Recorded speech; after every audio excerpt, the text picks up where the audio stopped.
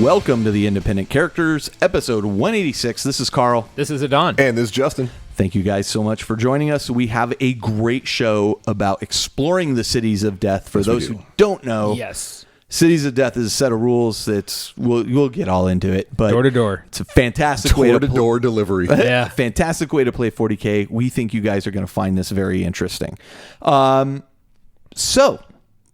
show this go-round is sponsored by John Kilshaw. Thank you so much, John, for being a patron of the show. We very much appreciate it. And so there you go. Thank you so much. How do you be a patron of the show? Well, you just go to our Patreon page, which there's a link in the show notes that you can go to. There's a link from our main web page you can go to as well. And you donate. We have 3 different levels for which you can donate. You get various benefits for each of those levels. They're all there. I don't want to go into a terrible amount of detail about them, other than the fact that at the highest level, you're getting to play in a campaign that we are running so far. I think we have over 100 people in that campaign at that level. So it's going to be fantastic. You'll hear a little bit about it during the hobby progress section because I've been working hard on it, and I'm very excited. Like, I was very trepidatious about it initially. Did I use that word right? Yeah, not really. No, That's okay. I was. Let me simplify that. I was super nervous about it originally. Now I'm very, very excited about it. Yeah. And I think that, I was listening to the last episode, and I think it's interesting because the Patreon, it came to why it's important. You had the board that went out, the soundboard that went out. Yep. And it's because of the thanks Patreon. Brian Harvey from Splinter Mind Podcast. I'm borrowing his board for the rest of the month. But that's what's going to allow you to be able to replace it. Which sucks because that board is new. It's I know. not that old. I know. Yeah, it helps a lot, yeah. Yeah. So A lot of cost involved with running. We got some exciting things coming up too. I mean, we're doing some very, very cool things. If you have any interest in it, go to our Patreon page, take a look. We're really gearing up towards some cool things, and I got people that are going to join in and help out with that too. So I'm very excited about that.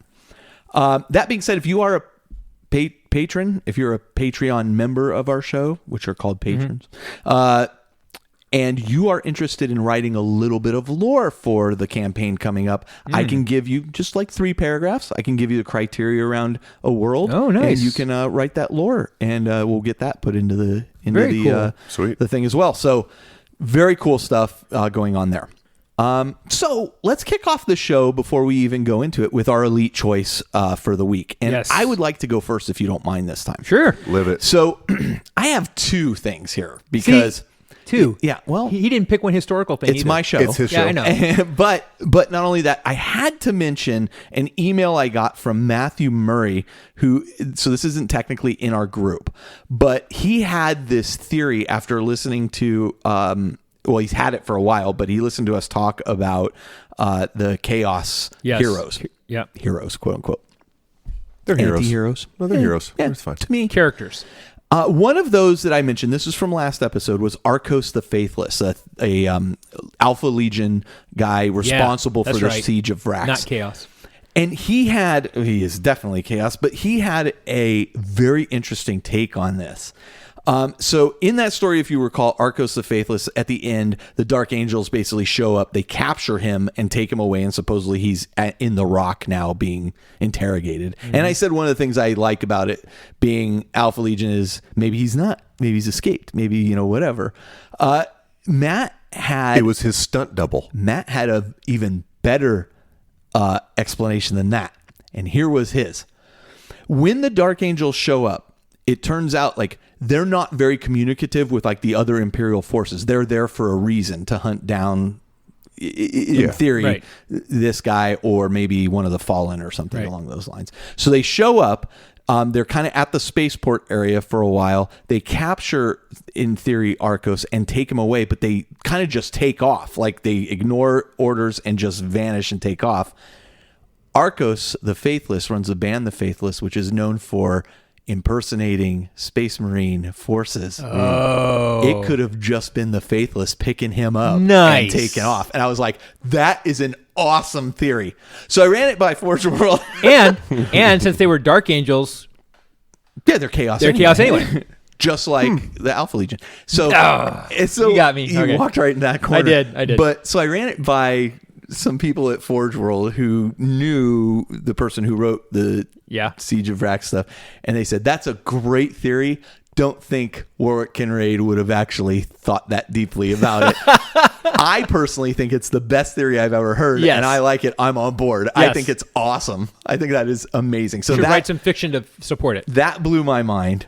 And then my actual elite choice from the group is Benjamin Ross's niece drawing this amazing picture of him in Terminator armor. Right, yes. She's 12 years old, and she drew this picture. I was literally like, maybe I should commission her to do some artwork for me for the show or something, because this picture is incredible. She did a great job. Is her name Roberta? They call her Bob Ross. I don't know, but she can draw the heck out of Terminators. Awesome. and her uncle apparently. Adon, what did you pick? I picked this really cool post that Daniel Givens did about his time at the Dallas Open GT with the narrative guys. Yeah. And it was these really cool tables. And I don't know if anybody's ever seen the narrative guys. When they put on an event, they put on an event. Yeah, for sure. And so just the tables and the terrain and the armies, and it looked like everyone was having a really great time. And for me, it was a very energizing post. I just love stuff like that. Yeah. And so that's what caught my eye when I was thinking about my elite choice. I couldn't pick Jeremy Wood again, so I decided I'm gonna put the kibosh on Jeremy Wood. I know. You're cut off, man. But did you see the thing Take he just wrote? And Eric Beers. The one he posted with the bronze armor and stuff. Yeah, those are really, really good. See, even when we don't talk about them, we talk about them. Talk about them. All right. Anyway, our group is a great group. You should join it if you want Jeremy Wood's personal tutorials. Justin, you know what? Before you move on from that, the narrative guys at Adepticon did that whole Nurgle Don't Surf thing, which is really sad I didn't get a chance to do it. Was a really cool, like, kind of Apocalypse Now Vietnam themed thing. And it was funny because they had an opening. They were like, hey, do you guys want to? And I was going off to do an event, and I was trying to convince guys like Ian and Austin. I'm like, go play in this thing, and finally, like, it took so much cajoling to drag them over there. I'm like, I don't understand why it's so hard to get you guys over here to play this thing. I think Aaron was part of that group. They finally all played. And then later I met up with them. I'm like, so how was it? And they're like, it was so great. I'm like, yeah, I told you. Yes, these guys know what they're doing. Yeah, they really do. Yeah. They had so much fun playing in that event. It was incredible. Very cool. So anyway, Justin. So I'm a sucker for quick, easy conversions that are effective. And I had to pick Chris Frosson and his Black Legion Chain Lord conversion. So you're going to hear about this Texas Chainsaw Massacre. It's a relic that you put on a Black Legion dude. It's a chainsword. Yes. That makes him able to kill knights and stuff and deal out a horrific amount of mortal wounds with a chainsword. A Black Legion Chainsaw Massacre. Yes. So Chris Frosson did a really killer job. He basically took one of the Greater Possessed from the new starter sets and did a head swap on him, put a jump pack on him. I think it was just a basic Raptor jetpack, and gave him a couple chain swords. He's flying up in the air. Yeah, and it's a really cool looking one. Really sweet looking Lord. Because I always envision like Chaos Lords should be at least Primaris sized. They should be bulky. Greater than life. They're swelling with the power of chaos. Yep. And I assembled both those. It was funny because I just got done assembling both of those possessed models. And I'm like, probably not going to really use these. I just built them to build them. And then I saw that post and I'm like, perfect. Maybe I am. Maybe I am that one. Now, when I do my own conversion, I think I'm going to add on the beautiful work that he did and probably change the feet a bit just to add the raptor talons. Like, you guys remember the old raptor talon lord? Yeah. They had the clawed feet. They were cool. Yeah. And then I'll probably do a different head, but the general principle was like, the concept is there. Perfect. Little wire, some green stuff. Yeah. A couple triangles. Yep. Tears of Virgins. Whatever floats your boat. Yeah. Super cool conversion, and I'm going to steal that. Thank you, Chris. Yeah. All right. I think that's awesome. I think that's a great way to kick off the show. Yep. We're going to take a short break. We're going to come right back, and we'll kick it off with Hobby Progress. So we hope you enjoy the show.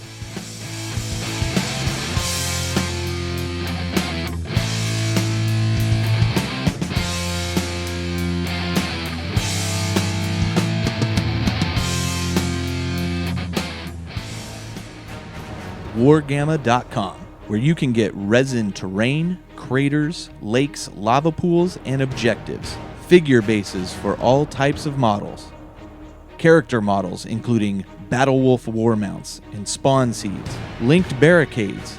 Choose from one of 6 designs to suit the origins of your army, from Star Pharaoh, Spawn Hive, Mechanoid, Dark Ancients, Dredelian Noble, and Chromag Scrapyard. Linked barricade sets include 12 large shields, which are 2 inches wide and 4 connecting walls. Cover nearly a 30-inch line. Sets also include a matching multi-gun turret. Wargamma.com. Alternative Battle Miniatures. All right, so let's, as usual, kick it off with a bit of hobby progress. I want to start with Justin, because Justin, you've been working on something we're this is the most interesting. both kind of working on. Yeah, just a scotch. Well, my personal hobby progress has taken a definite nosedive. Wah, wah, wah. But in a way, for like working on my own models. But I have been, I taught my first CK class, which was a total blast. That was down in the LA area? Down in LA. Yeah, we had 38 students. And so it was the largest CK Studio class in history. Big. There was a lot of people. There was a lot of questions. By the end of it, my mind was... Towards the end, I was just like, Payne's Gray. Yeah, Payne's Gray. Purple Lake and Payne's Gray. No, I'm kidding. I could teach that. The answer is 42. Yeah. Total blast, though. Did pretty darn good, I think so. Yeah, for my first class, not too shabby. You were like the pilot. Like I was, in the past, you've been kind of the co-pilot. Yeah. But you were the pilot. I was Tom Cruise on this one, man. With the shades and everything. Get off my couch. Stop jumping on my couch. We played volleyball and everything, man. It was rad. Yeah, so it went great. I mean, definitely a new experience for me, getting in front of that many people and keeping my cool. You looked very professorial. Oh, thank you. Thank you. I'll grow my hair out so I'll get the full like Seinfeld look going on. It'd be great. You'll start growing your hair out. I'll get the Carl Tuttle look going on. You realize you're bald like me. But no, it was a lot of fun, and the students really nailed it. The dreads came out great. Just a fantastic experience. A lot of fun. And I learned a lot. I know things I'll improve on in the next one. Very cool. Right. And but I got a lot of feedback saying, dude, that was your first class? Really? That's great. Yeah. Well, you've sat in a number of them too now. And that's true. You've co-piloted. That's true. So, well, I think that anybody who's done instruction will agree with this. Every time you teach something, you learn something out of it. So even if when you've taught the class 10, 15 times, you're going to learn stuff. Yep. Each time, and then you fake it till you make it, right? Yeah. It was funny. The only mishap I had the entire thing was the stencil work. Like I have a very different way of doing my stencils and weeding them than Caleb does. Uh-huh. So I'm on camera and I weeded it completely different than I was used to, messed it up, and kind of I had a moment of dead silence in the classroom, and I heard my heart like dun dun dun dun dun dun. I was like, okay, think fast, and I just did like a reverse stencil. It was like an Eye of Horus. Okay. And it really showed off like how crisp the custom stencils are, because I messed up a stencil and did like a reverse, like almost like a glowing effect on the Eye of Horus. Yeah. And it came out looking super crisp. And I was like, yeah. Well, here's the thing, and I've said this before. I mean, watching a instructor, especially in airbrushing, make a mistake and then show you, oh, here's how you fix that mistake you've made now is incredibly valuable. So I don't mind. And it wasn't even like an airbrush mistake, because I could have just been like, oh, let me peel that stencil off and redo it. But I hear you. Yeah, it was just like. But even so, I mean, seeing what you do when something goes wrong is how to fix an oops incredibly valuable. Yeah. And it came out super sharp. Because all my stuff is oopses, so knowing how to fix it all the time is good. So that was super fun. It went super amazing. My beautiful wife had roses sent to the classroom. I saw that. Like, very nice. Thank you, Crystal. That was super rad. And everything was like super perfect until Sunday night when we went back to. Oh, I heard. Yeah, we went back to William's house, who was gracious enough. Oh, and I got to give a shout out to Chris, who put up the whole CK Studios class in his house and put up with us for a couple days. You mean the instructors? The instructors, not the not class. all 38 people. Not the whole class. The whole CK Studios instructors was gracious enough to give us some beds for the weekend. So that was fantastic. Thank you, Chris. And he killed his dreadnought too, by the way. But everything was going great. Until Sunday. So Caleb and Kat drove in separate cars. And like 3 minutes after they had arrived to my buddy Bill's house, we hear like a big, like, they're literally taking their shoes off. And all of a sudden, boom! And Caleb looks out the window. He's like, dude, hit my car. No way. No. And we got there. Sure enough, dude, drunk driver. No way. Plows into, like, clips William's FJ and then skids into and rips off like a big chunk of the side of Caleb's car. Oh, no. Skids up onto the curb. Dude gets out, clearly intoxicated, like, what'd you do to my car or something? Like, he didn't even know it was his fault. Oh my God. What'd you do? Yeah. Total Tommy Boy moment, dude. And we're all in our socks, we run across the street, and he gets out and just totally bewildered. Dude ends up taking off running. No way. This is not happening. And Caleb and I are in our socks. You've left your car here, sir. Yeah. We start to chase after him, and we're both just like, it's not worth it. It's not worth it. William gets in his FJ, tries to, flip a U-turn, and his axle, both of them had their tires curbed. Oh, wow. And they just got shoved into the curb. Their tires went the other way. So William's trying to circle. He puts his floodlights on his FJ. I'm going to hunt this guy down. Tries to turn around, and it's just his axles grind. And we're like, dude, stop, pull over. So we called the cops. They ended up catching him, but it was of course. Well, they've got his ID and everything right there in the car, assuming the car's not stolen, yeah, right? I mean, total That's the kind of person who leaves his wallet in his car. Yeah. But I'm in the back of my head, I'm like, this is just my luck. This is just everything went perfect. So you guys end up leaving late? Oh, so I got home the next day at I think it was 10:30, 11 o'clock. Well, and then I had to go to work the next day, and it was a rough week, but totally worth it. And Caleb feels that way. It was funny though, because I'm like, Caleb, I'm so sorry, dude. Like, we shouldn't even be here right now. I like a total clerk's moment. Not even supposed to be here. We were supposed to stay with Chris that night. Yeah. And I was like, nah, dude, we got to go stay with William. He's got a super nice pad. Thanks, Kiefer. Redondo Beach. We're gonna be chilling, drinking scotch. And boom, life hits. Not even supposed to be here. And they're like, dude, Kiefer, don't feel bad. Caleb was like, dude, how is this your fault? It's not. It wasn't, but in the back of my head, you feel guilty. Right? If I only hadn't, Yeah, but Caleb's like, dude, you don't even know, man. This is get used to the CK lifestyle. So what else you been working on? Yeah, so that was interesting. Other than that, I've managed since the last time I've been on the show. I assembled 3 Crimson Hunter jets. Yep. Because I want to go back to my Corsair Eldar. They've been sitting there half finished, and I'm going to incorporate them. Is one of those one you got for me? No. The one that was unassembled? No, I grabbed some Venoms from you. Oh. Which we'll get into your hobby, giving away progress. Because I need more Venoms. I guess that is hobby progress. I got 3 Venoms from a Dawn. Which are also going to go in my Corsair army. Okay. I don't need any more for my Dark Eldar army. But I assembled 3 jets. And other than that, it's been a little bit of chaos building. I did assemble the Shadow Spear contents. I had to take a sidetrack from what I'll talk about next. I assembled all that stuff, and man, those new Chaos sculpts are super good. Super good. Yep. I'm really excited to get to my Black Legion. Yeah. Just 2,000 You're doing points. Black Legion too? I'm going to do a 2,000 point army. Oh. Just a battalion for fun. Yeah. Because I got a Abaddon. I had to buy that model, and I'm like, how could you not? How could you not?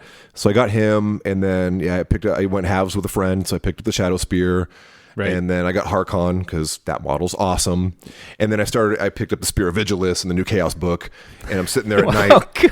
You have to. Well, I'm a Chaos player, so yeah. And I'm sitting there reading the Black Legion stuff, and I'm going, "This is awesome, cool. It looks fun to play, and I know I can bang this army out and make it look good in a month." Yeah. So it's a win-win, and it kind of goes back to when I was back to the old world. I had a vision of having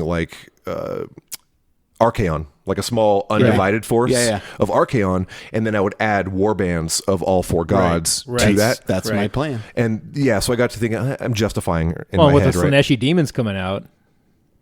Yeah. Oh, God. Buddy.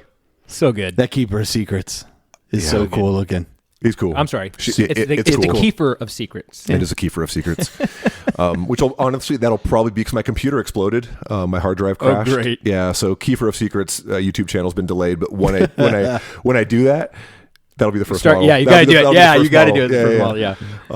So excited about the Black Legion, but for the most part, most of my progress has gone to the Nova Open Charity Foundation Warlord Titan. Very nice. Assembling these massive weapons that I was a little surprised. I'm not going to lie. Why would you lie? I wouldn't. To be honest with you, some of the pieces, the quality control was a little on some of the pieces, and I was a little shocked to see that on a model with that price tag. And I literally had to cut pieces away for pieces to fit, and there was quite a few actual mold shifts on it. So I was a little surprised to see that. One of the things especially about the mold at that price point, right? The mold shift, though, they have a pretty good track record. If you send them pictures of a mold shift, they'll send you a new piece. Yeah, I mean, absolutely, and I'm sure they would. The problem is like we don't have time. Yep. Yeah. You know, I mean, it's nothing like It's unusable. nothing you can't fix, but yeah, I've just been spending a lot of time like repairing, and I'm looking at it like, man, can I get away with not resculpting that? Is that going to be covered by an armor panel? Right. You know, that kind of thing. But it's a big kit. It's a lot of pieces. And absolutely, Don, I'm sure if like we were to contact Forge World, their customer support is phenomenal. Yeah. If you send them a photo, they're like, boop. But you're on a timetable. Yeah, but we're on a timetable. Yeah, right, exactly. But that being said, and the reality is too, the quality control should be there for something like that. It should be. Yeah. Yep. But big weapons, man. These things are, I'll take pictures. It's just insane. They're huge. And thank God for 2-part epoxy resin and pinning. Yep. Because I can't imagine using super glue on these things. Nope. So, Although Dave I don't care what I was say. I don't care what Dave says. yeah, he'll shoot a drill bit into it and then use leave that it there. as the pin. As the pin, That's yeah. pretty ingenious. But my problem with super glue is I find that like over time it gets brittle. It gets brittle, Yep. you know, and especially if you're using accelerator, that 2-part Oh, resin. don't do I that. put- That'll make it. Yeah, accelerator makes it. Yeah, the 2-part epoxy is the way Is to the go. way to with go. those That big things. stuff. That stuff never breaks. Just make sure you don't mess it up. Yeah, because you're done. Because and once it's attached, it's attached. ooh yeah, Yeah. But that's pretty much me, man. Just a lot of Titan work. All right. I'm going to spin off of that because also for that project, I've been doing a lot of writing. So I'm doing all the lore based around the Titan and such. So I wait hope to to read it. have that done. I had hoped to have it done this last weekend. It's, first draft of it all. But I got delayed by a bunch of sick animals and that kind of stuff. So Yeah, real life. Yeah. yeah, And in real life. you're doing a lot of writing. and That's other not the stuff. I'm doing a lot of writing Yeah. right now. And so in the next week or two, I'll be done for the first draft to pass out to everybody to tell me where there's typos and Cool. incorrect verbiage. What else and have that you been kind of writing? So yeah, I've been working on the campaign prep for the Patreon subscribers, the legendary level, It looks amazing. and I just showed it to you guys. Yeah. Although my form isn't submitting now for some reason, so I gotta go back and fix it. Well, because you were demoing it. Because I was demoing it, fix the mechanical portion of it. But yeah, I mean, it. You submit your games for the campaign. All the mechanics behind it are all fixed and worked out. So the campaign games all get counted. They then apply towards control of various planets. The whole mechanics behind the campaign is every faction has 4 worlds in their sector. Yeah. The objective is to maintain your own worlds while taking other factions' worlds. Right. And every month, at the end of the month, the campaign is scored.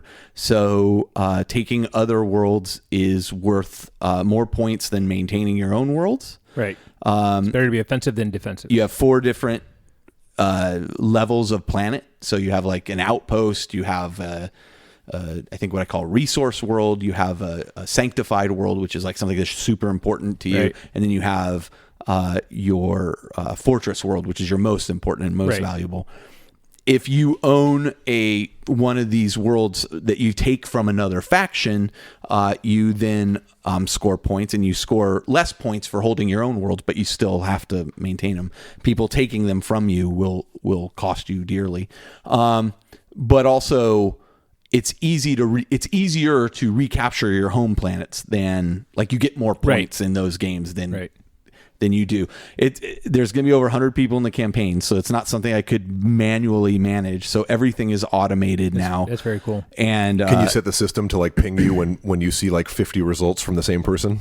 I can easily see those results. They highlight see it visually, They highlight yeah. up in red, and then and actually you can only submit 1 game per day.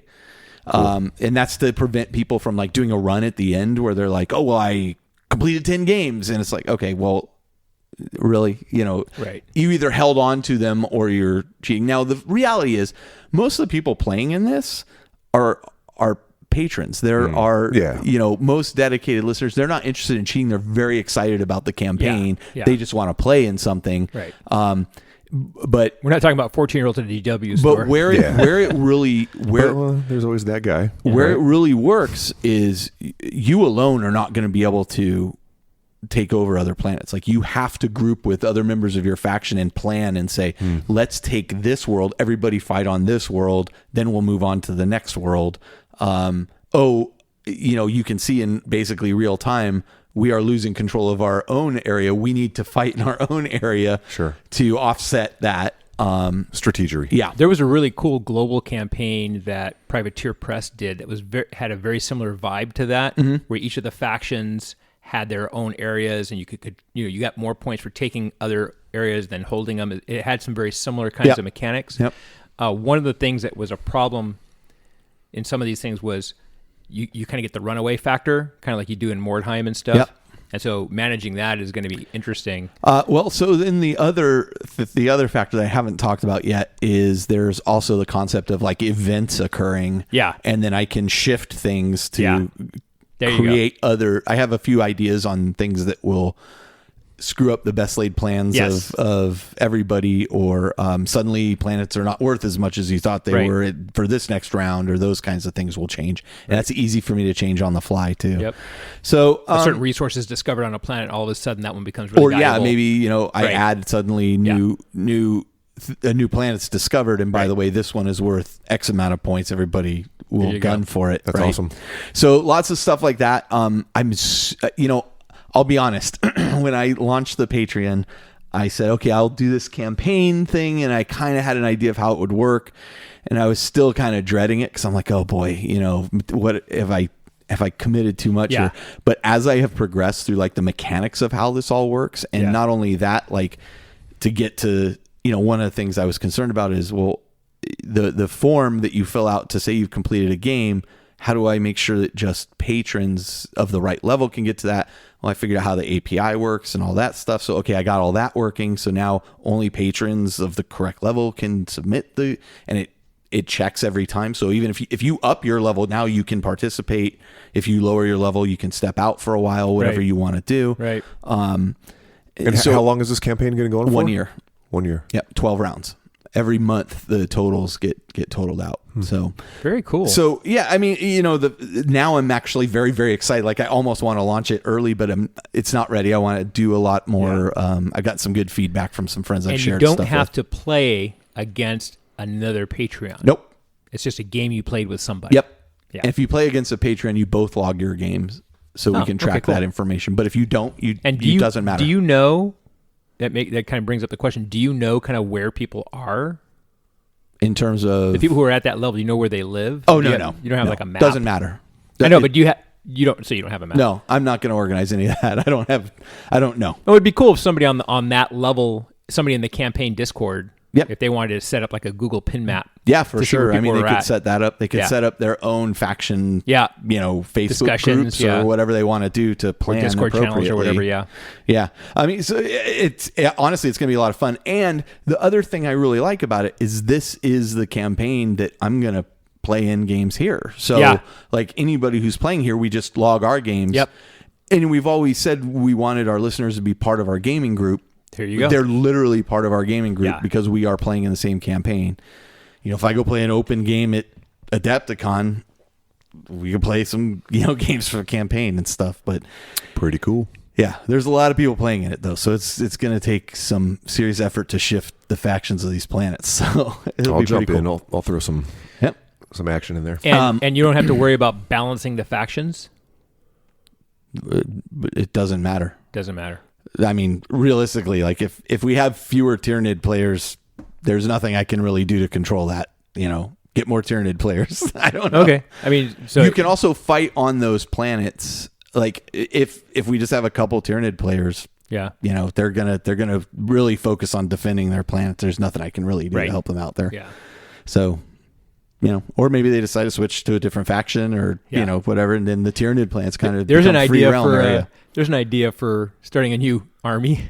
Yeah. There's only 2 other people playing my army. Just switch over to Gene Stealer cults. Would be fun. Gene Stealer cults, a lot of people playing the Tyranid faction. So, so that would work. Perfect. Yeah. Okay. So also I've assembled a bunch of Havocs. I still have 2 boxes left to assemble. I wanted to have all my Black Legion stuff assembled, but I've just not had enough time to do everything I want to do. Those kits are so awesome. They're super beautiful. Good looking. A couple right? little shenanigans with them, but really... So I mean, the release in general, like the Black Legion release or Chaos release for me is Black Legion. We don't all play Black Legion. We're all snowflakes. Fantastic. Like the models look fantastic. There are just a few niggling things at the edge that I was talking about before we started recording that keep it from just being phenomenal, right? I mean, we've heard people complaining about the rotor cannon thing and the Havocs, and there's only one. Yeah, there probably should be two on there, right? That's a little frustrating. Well, like you were saying, there should be a sprue of just weapons. There should just be a sprue of weapons. I think certain shape ways people are about to be really busy. Yeah. But but it should be there. Regardless about that, it should like be there. I want to talk about these kits. I mean, like the other issue with the Havocs is that only two of the models can have the shoulder launched weapon. So you have to decide, well, is it a missile? Now there's two las cannons, so I could put two las cannons, but I can't like put two las cannons and a missile launcher on one of these kits because there's only two that have the shoulder mounted position. Right. You could probably bash some, heresy weapons. I guess would but, work, but it might the be kind of kits small. also go together so specifically. Like the ammo for the rotor cannon, you're gonna have a hard time fitting that into another, and the backpacks are specific to it as well. Then you look at the Terminator kit, which I love. Like I love the look of the Terminator kit. I think it holds true to the original thing, but it's updated a little bit. Looks nice. One of each weapon in the Terminator kit set. I gotta say too, I think they could have done more with that kit. Like it's nice, it's a nice upgrade, but if you compare aesthetically, you compare the Havocs to that Terminator the Havocs kit, are a huge launch forward, whereas the Terminator kits they look like when I first saw the picture, I was like, is that a new kit? And I had to kind of really stare at some of the details. Well, you can see immediately none of the old kits had the tabard, right? But I mean, I just think they could have done so much more with that kit personally. But, yeah, I can see that, but I really like it. Like I liked the old kit. It just had a few things that bugged me about it, like edging lines that just there was a lot of that. Yes. Nothing. Yeah. And with the new kit, like they've applied the better technology to the same aesthetic. I like that aesthetic, so I'm fine with that. Sure. Yeah. But I also see your point as well. And then the actual Chaos Space Marine basic kit as well. It's a little deficient. I mean, it's beautiful, so good. But okay, you get like a certain number of bolters. But then what if I want 9 guys to have bolter? Well, okay, wait, I can't do that. So there's all these things. Like the models are beautiful. Like I cannot argue that. And plus, I'm not worried about that. The basic Chaos Space Marine guys, because I pair them. Well, I also pair them with the stuff from Shadow Spear, right? So I'm good to go. But they're more versatile, like arm wise. They're not obviously push fit. Like they just have the regular torso, and can you put like old bolt guns on them? I can't answer that yet. Okay, I want to look at that kit too. Take a look at it. I think it's a little more designed than that. Interesting. So I mean, it's great. Like they're great. They're beautiful. The detail, but there is just like these small things at the edge that you're like. It's like when you have a contractor come to your house and like. Oh, let's not even get there. Let's not go there right now. Like it's okay, too soon. I'm gonna build you this room, and you're like, okay, and then you're like, yeah, but.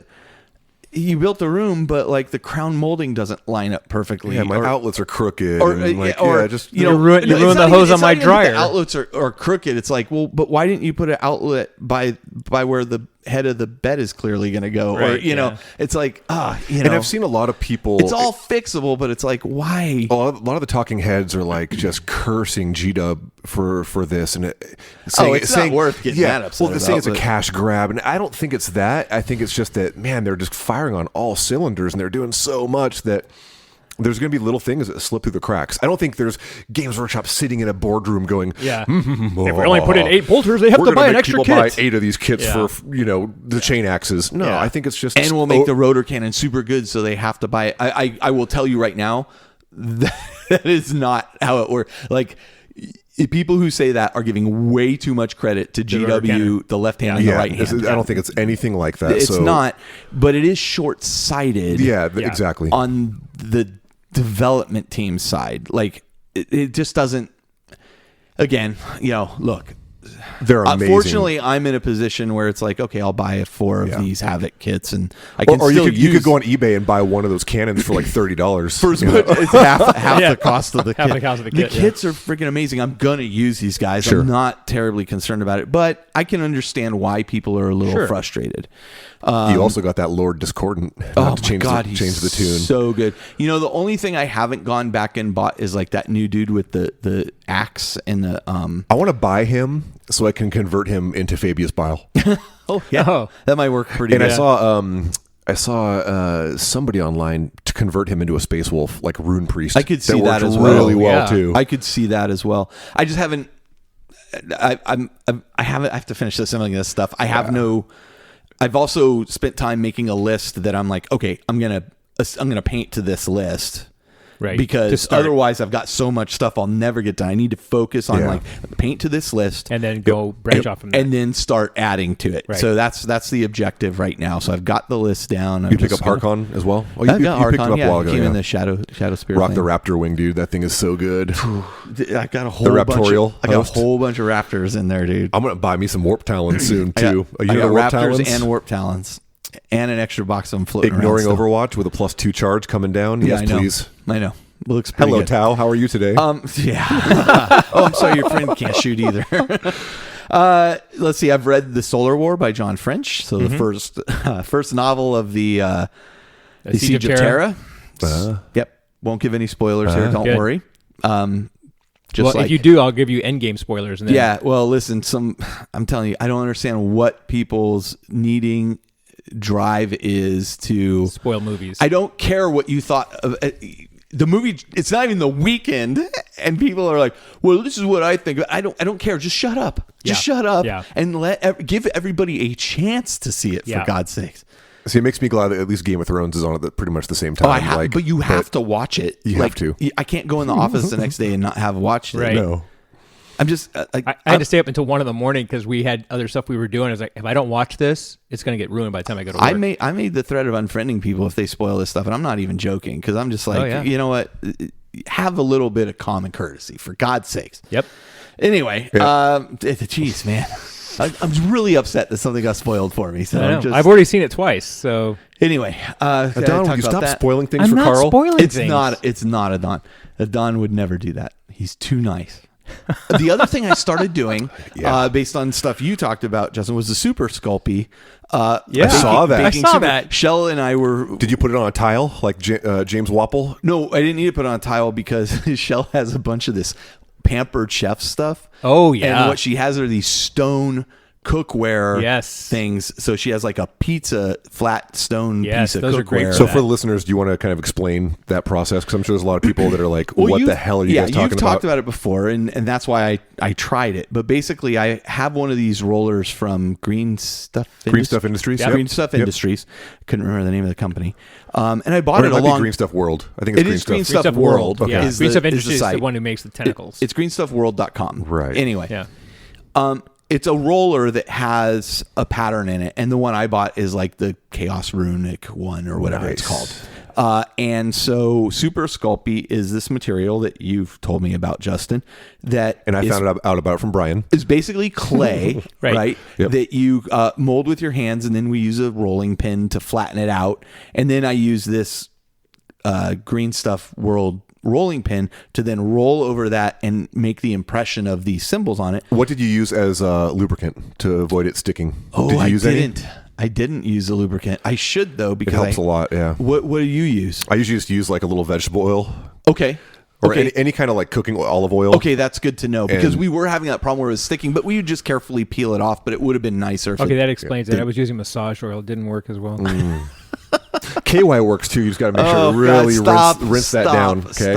Okay. And when you go to buy a big tub of that, it's I know weird people looks, look at you weird. But so you want to lubricate, like many things in life, you want to lubricate it first and then roll it. So you're teaching for CK Studios. Hey, get your mind out of the gutter. We're talking about lubricating Sculpey here. Anyway. You roll it and then you bake it for about 15 minutes, 12 to 15 minutes. And the reason baking, which I haven't tried yet, but after talking to Jim Wapple, I was like, duh, because I'd put it on a cookie sheet. And what happens to a cookie sheet in the oven? It's all pa-king, and it warps, and then it comes out of the oven, and it's got a little bend to it. So you want to put it on some kind of like tile or stone. Right. Or stone. So what I'm using is a stone cooking sheet, basically. And that way it stays nice and flat. And then you just break it up. Yes. Now, what's interesting is some people on the group were saying, oh, that's smart. Break it up and put it on the thing, not do it on the like roll it over the base itself. Well, no, because you can't bake the base. Right. Yeah. So, they're typically doing that with green stuff or that kind of thing, right? My little gaming group sent me a picture of somebody that tried to do that with like a Game of Thrones base. Yeah, and it was all it turned into like a funnel. Not sure what you were thinking. Everybody just little thought goes a long way. Yeah. Don't put plastic in the oven. Yeah. And put 2 rotor cannons in the thing. Yeah. So anyway, so my intention here is to use my typical sanding technique. Like I would cut up the terrain for the Cities of Death stuff, interestingly enough, and then mix in sand there. I'm just going to do that, but I'm using this in place of that terrain, or in place of the a slate stone that I have been using, and then I'll mix a little bit of sand in there, so it's just kind of sticking out here and there. And if you want to bulk up, man, just get yourself some of that cork. Yeah, that's what you were saying. I don't think I that way need you can roll it really thin when you roll it. Yeah, because that stuff's not as expensive as green stuff, but it's certainly it's not as expensive as green stuff. So, but it's still expensive. Okay, well, I roll have it thin. 3 bricks of it. Yeah. Wow. And what I made the other day, and if I do another batch of that, I'm good for a long time. But so how thick are you rolling it out? Well, like some I did a little bit thinner, and some I did a little thicker. For kind of variation? Yeah, just a little variation. I mean, I just want it to look like broken stonework. So it worked out really well. It's sitting over on the table there. I'll show you later. Awesome. But super easy to do. It is. And it was fun because like Shell helped me out with it. And then it makes you feel like you're in I came back. She go, I came back in here, and then she was still in the kitchen. Next thing I know, she go, I made a bunch more. I'm like, oh, okay. So she was having fun. I love it. Well, elementary school teacher. She's just doing crafts, right? Yep. That's good stuff. And then you got to get some of your Vallejo different pastes they make too. Yeah. Vallejo paint brand. They have like different textures of little paint, textured paint canisters that you can kind of spackle that stuff on there on the base. And then you can put like a dab of super glue, like cheap super glue. And then it just adheres so well. So you have that gloopy mess of paste, super glue, boom. And it's like send me the link, please, for that textured stuff that you're talking about, so that we can share that with everybody. I'd like to give that a try. Awesome, and it goes a long way. I was wondering, one thing I've seen people do also is use a circular cutter and actually cut them out clean. If you don't want to use the broken tile, you could do that actually too. Just like cookie cutters, basically. Yeah. Cookie and cutter then just bake them separate. Yep. Yeah, it's just super fun, actually smart. Super fun stuff to work with. It is fun. It is, and you fun. can experiment too with like the different times you leave it in the oven. Yeah, I've had times where I was like, oh crap, and it came out like almost kind of charred, but then that makes it almost makes it kind of peel away, and you get these really natural rock textures that it crumbles. Depending on what style you're using. Yeah. Yep. The one thing I will say I didn't have, and that I think I'm going to order is that Green Stuff World also sells like these little rubber bands that go around the ends of the roller to keep it the same level. Little spacers. Yeah, I think I'm gonna bite the bullet there and just order some rubber bands. Yeah, if you paid for 3 bricks of Super Sculpey, you can on Amazon it was super cheap. Let me know when you order those. I'll trade you a brick. I need those spacers too. Yeah, okay, so that's why the shipping is going to cost more than. And the I'll bands. probably That's need a couple more rollers too. So we'll go in order. Okay, together. let's go in and order together because I'm kind of looking at another roller too. So I have like 4. They're great. Don, how about you? Yes. So I picked up Shadow Spear box. Shared it with my buddy Greg. I kept the Chaos, but no, I didn't. I kept the Imperial stuff. Man, you got me excited for a minute there. I know. Got Urban Conquest, the box set. I got all excited when you said you were going to do Cities of Death, and my buddy Anthony Diamore bought it, and we were playing. We played a game out of it, and I was like, "Oh man, it looks so cool!" And he was going to do a campaign, but now I'm going to have to be in a different campaign, and so I was like, "I'm just going to buy the box." Yeah. So I bought the box, Urban Conquest, and so. I like it. I think it's cool. And for those who haven't heard, you have to be in a different campaign because... Well, I'm going to be... because I moved to Chandler. So I went to Desert Sky Games in Chandler, Arizona. So, Don, again, you kind of glossed over that again. I just want to repeat that. You were moving out of the area here to Arizona. Yes. Hopefully temporarily, but we'll see. Yeah. We don't know how temporarily, but it is temporary, Right. And he's being replaced by Doug. Who's coming back? Who's coming back from Austin? Yeah. Replacement Adon. Who's being replaced by replacement Jeff? It was funny because I told Austin it's getting complicated. I went up to Austin and I said, IPA Austin, and I said, I say, hey, I'm really sorry to hear you're leaving. And he's like, what are you talking about? I go, well, Doug's coming back, so you got to go. That's the way that's just the way it works around here, apparently. The only one, but he can replace somebody else this time. Yeah. Well, no, the cool thing is that he gave me that scooter when he left. Right. So now I can give it back to him. Which I got to talk to you about. I need to be able to store it here. There's a short period of time when I'm gone. Are you serious? Like you really want to? Oh yeah, you can put it in my garage. Yeah. Because there's a overlap between the time that I'm gone and before he arrives. Can I ride it? Absolutely. Oh yeah, then you can start in my garage. It's a 650. It'll do 90 on the freeway. Yeah, nice. So I'm told. I'm gonna ride it.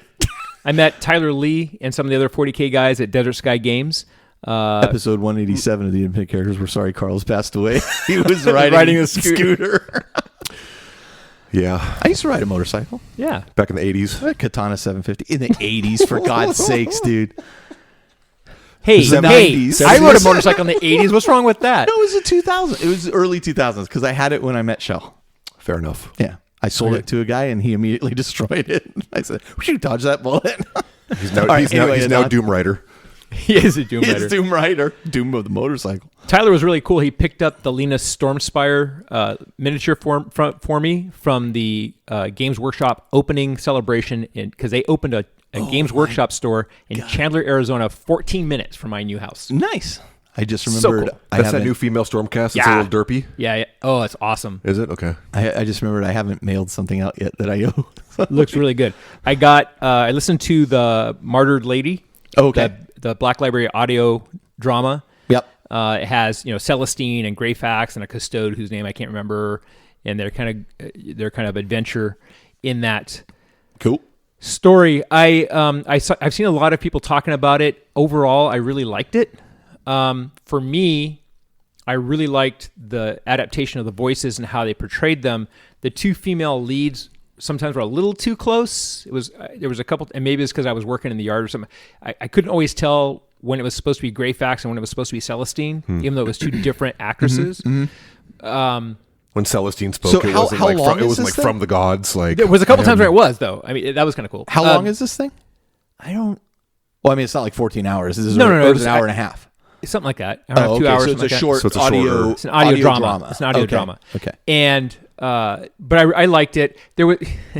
There's some. They have sometimes some inconsistencies in Black Library stories where they say, "Well, this will never happen," and then they do it, or vice versa. We're like, "This is the way we do it," and then they do it a different way. This is how it works. Yeah. There will never be plastic horse heresy. Yeah. stuff. Right. Exactly. Right. But no, overall, I enjoyed it. It's kind of cool to hear Celestine involved in something as being other than just this character in a book, right? And actually being involved in the stuff. She's very. If you've seen the Captain Marvel movie, yep, she has a kind of Captain Marvel vibe to me cool. in the way that she like flies out of the spaceship. It's wait, how can she fly out of the spaceship? Because she's Celestine. So that was kind of cool. So I didn't get a whole lot of other stuff done just because all my stuff's in boxes. Yep. And I kept my brushes Mostly out. Just packing. I kept my brushes out and all that kind of stuff, and realized I already packed and shipped off all my paint. Yeah, kind of hard to. Well, if you were going to come here tomorrow, I was going to be like, well, I got plenty of paint, so you can. I was going to do some assembly stuff too, because I want to assemble the Shadow Spore stuff. Right.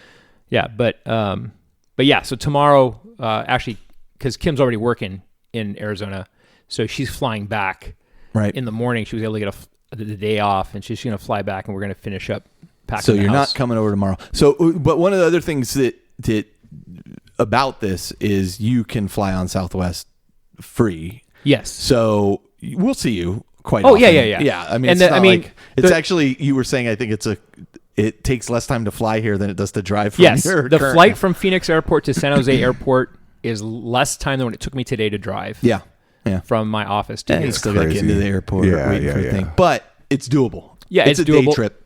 Yeah, and even if it's late, my my mom would got a guest love bedroom it here too. if I stayed at her house. Sure. Right. So it's all good. And I mean, I go into a lot more detail on some other show that we do on Lords and Heroes. I kind of go into the whole story. But yeah, basically spent most of my time packing stuff up. More people will hear it here.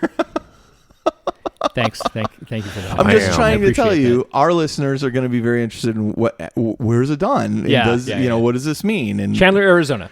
Okay. Desert Sky Games and GW. Great. Chandler. So if you're in that area and you're looking for somebody, game. They have with. a pretty active Age of Sigmar Arizona Facebook page. Awesome. It's pretty cool. Yeah. Awesome. All right. So we're taking auditions for Lords and Heroes. So let's move on to you are? Does that mean you're doing all the technical work for it?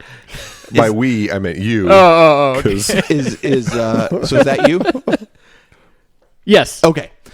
So hobby goals and promises. I had intended to have all my Black Legion finished. I still intend to do that maybe by the next time we record. You got quite a bit done.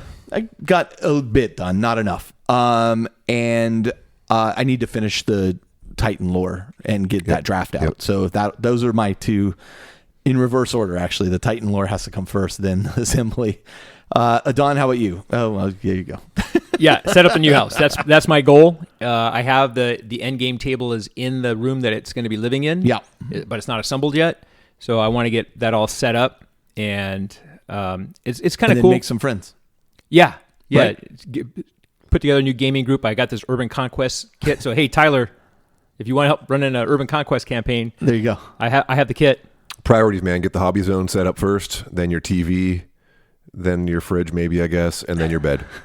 Well, no, the first thing I'm going to get set up is my router and my modem. I would say the internet. Yeah. Okay. Justin, what about you?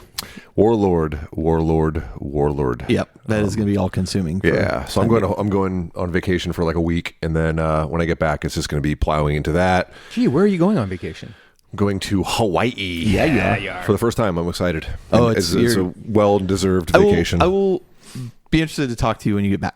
Sure. Yep. Okay. So, but yeah, a lot of Warlord Titan. All right, games played. Well, this has been a pretty dry period for me. None. Adon, I Cities of Death scheduled. I was supposed to play with Adon. Yeah, Cities we were of supposed to Death, play last week. And unfortunately, life is getting in both our ways at the moment. Yeah. What about Yeah. you, Justin? I managed to squeak in Save this one segment, for God's game sakes. that we actually do play this game that we talk so much. We love this game that we play once a quarter. I love this hobby. The hobby. I love the hobby. That's right. And That's what we're doing absolutely right true. now is part of the hobby. That is true. A whole different part. Yeah, I managed to get a game in, which was good because I talk about jonesing for a game Yeah. quite Yeah. a bit on the show, Yeah. and I was jonesing because it was all prep for CK and yada, yada, yada. So got a game in, played my good buddy Bob and his custodes, and we set this game up with the preliminaries that we'll do single battalion, 1750. Wow. And chapter. Why? Just to mix it up? 1750 is a very common. No, I mean, the single battalion. to You guys are absolutely- usually playing like beat face games. We are, but at the same time, like we mixed stuff up a bit. Like as of lately, I'd say the last like 2-3 months, we've been doing more like beat face lists to kind of prep Yeah. for getting a tournament in once every 5 years. But I think it was more like it was later in the day, and we just wanted to kind of have a more chill game. Gotcha. Than one of those like let's just have a barn burner bare knuckle boxing match and have to think about 2 or 3 different books worth of stratagems. Right. And when it is fun to do once in a while. I mean, I always say like one of my favorite ways to play 40K, as much as I always talk about competitive play, is like 1,500 points, single battalion on a 4x4. Like that to me, where every unit counts, Yeah. is so much fun to me. Highlander. Highlander, yeah. And we for the most part, we actually did Highlander. With the exception, I think I took, because my army was basically Ulthway, and it was like all Guardians. I had some Reapers. I took Moggan Ra, Oh. which I had never taken him before. I'm like, let's see what he does. Did you like him? I did. Yeah. He's rad, especially when he's backing up a couple squads of Reapers. Yeah, he's not bad. And I took the Wave Serpents, which that transport is just It's the best one in the so game. good, man. But it was a really fun Arguably, game. probably one of the best transports. It is. Yeah. It's so good. Yeah. It's so good. And you then- know what? Here's the crazy thing about that. That model is so old and still holds up. Like, It is. I think it does. It is a beautiful model. Yeah. It is. I wish I could track down because I have 2 out of 3 of my Serpents have the original Forge World the turret? conversion kit. Yeah. Yeah. 'Cause, like, I'm not a fan of the new turret. It looks very Tau to me. So I need to track down on eBay or something like some Wait, more. the new turret on on the Wave? Okay, so when the Wave Serpent kit first came out, it was a Forge World conversion kit. Oh, We're going right, back to right. like That's right. 2000 or Yeah. something. And the turret is super sleek, slender. Like the gemstone, the actual like shield generator are just these beautiful gemstones that go along the prow. They're not like sticking out like these weird things. It's just a very elegant kit, and the new one is kind of more angular and just it looks very Tau to me. No, I don't think so. But I'm telling you, dude, the turret. I Google have it right over there. Very Tau. Okay. It breaks up the sleek outline of the vehicle. That's true. I agree with that. Comparatively, I think you are right. It is more. It looks more that than towards the sleeker Forge World ones you have. Yeah. I see that. In that game, it was Vital Intelligence, which of course... Definitely a Carrera and a Cayenne. Exactly. Yeah. In that game, it was Vital Intelligence, chapter approved. I love those missions. They're super fun. And of course, turn 2, we rolled a 6. So all the objectives were worth 2 points, and it was just a mad dash. And he had his custodes and he had assassins and that Telemon Dread who got updated from an FAQ. He had custodes and assassins, but it was single battalion. Yeah, because assassins are like summoned in. They're not. Oh, like, right. They're not a detachment. Yep. Like if you're playing an Imperial Army and you haven't looked at assassins yet, you probably should. Yeah. And that Vindicare, he's super good. Holy shnikes, man! It was just like, hey, Warlock, dead. Like he didn't have to. I don't even think he burned stratagems to make him fire twice.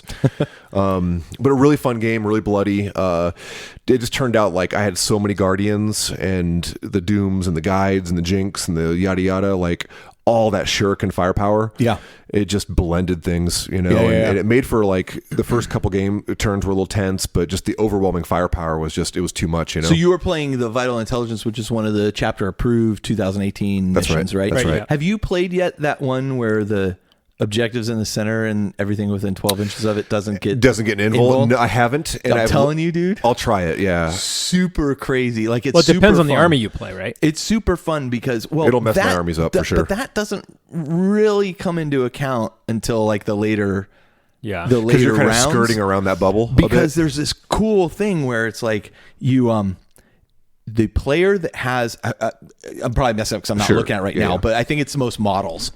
The player that has it doesn't matter. The player that has the most models within the range, within the current range of the objective in the center, because that range gets smaller and smaller. I think it decreases by like 3 inches every round. Mm-hmm. And I think it starts at like 18 inches. So the more models you have within that 18 inches, whoever has more is scoring that round. And then it goes tighter, and then it goes tighter. And this is to narrow the search. Yep. And so you're constantly trying to, skirt the models, but you want to be outside of that 12-inch range because you want to use your invulns. And then the last few rounds are all within that 12-inch range, and that's where it gets real bloody. I'd say next time I throw down, I'll try that out just to be fun. But just give it a try. After listening and recording this episode and doing research, I really want to play City Fight. Oh, man. Yeah. We're really going to get into it because I got to tell you, I do too. Because obviously we play tested this a bit. Yep. And the handful of games I played, I really enjoyed it. It's my favorite. But it's got some great stuff in it that harkens back to older editions too that I want to talk about. Sure. Okay, so well, cool. You got that game, and what was the end result? I missed it. You said the shurikens just kind of overwhelmed. The Eldari firepower was just I haven't used my Eldar in a long time, and then when I go back to my Ulthway, because you always hear the internet is always like ally talk, -3 to hit. Yeah, but Ulthway is still really good. Yep. And all those feel no pains on the vehicles is also really good. Yep. When you're like, oh, you took 6 damage. Awesome. Well, I only took 3 or 4 or whatever, So it's just a really good craft world. And but that being said, like there are a lot of old paint jobs of mine and playing with it. Like they still hold up, but I'm looking at it like, man, that needs some airbrushing, just to blend things. It'll never end. And Carl, the outcome was they had fun. Yeah. Aw. Always have fun playing that guy. He's a stand-up lad. Well said. Well said, Adon. All right, let's do this. Let's take a break. We're going to come back, and we're going to talk about Cities of Death, not City Fight. Although we'll mention City Fight. Right. We'll be right back. Great Scott, 00. Foam Finger's destroying all the models with his rough touch. Oh, Mullins Penny. Don't you worry. Jond is on the case. How is that, John? I'm going to warn the world that they should be using the soft blue foam with the hard cases. Foam Finger will never ruin another model again. You mean Operation KR? Is the world ready for that, John? The world is ready. I'll make sure of it. The only way is to spoil Foam Finger's plans. Hard cases with the soft foam is the only answer. You've convinced me, John. Let's move forward with Operation KR. The name's Jond. Jimmy Jond. Oh, John. See? Give 00 John the figures for this mission. Go to krmulticase.com for some of the best storage and transport solutions for your army.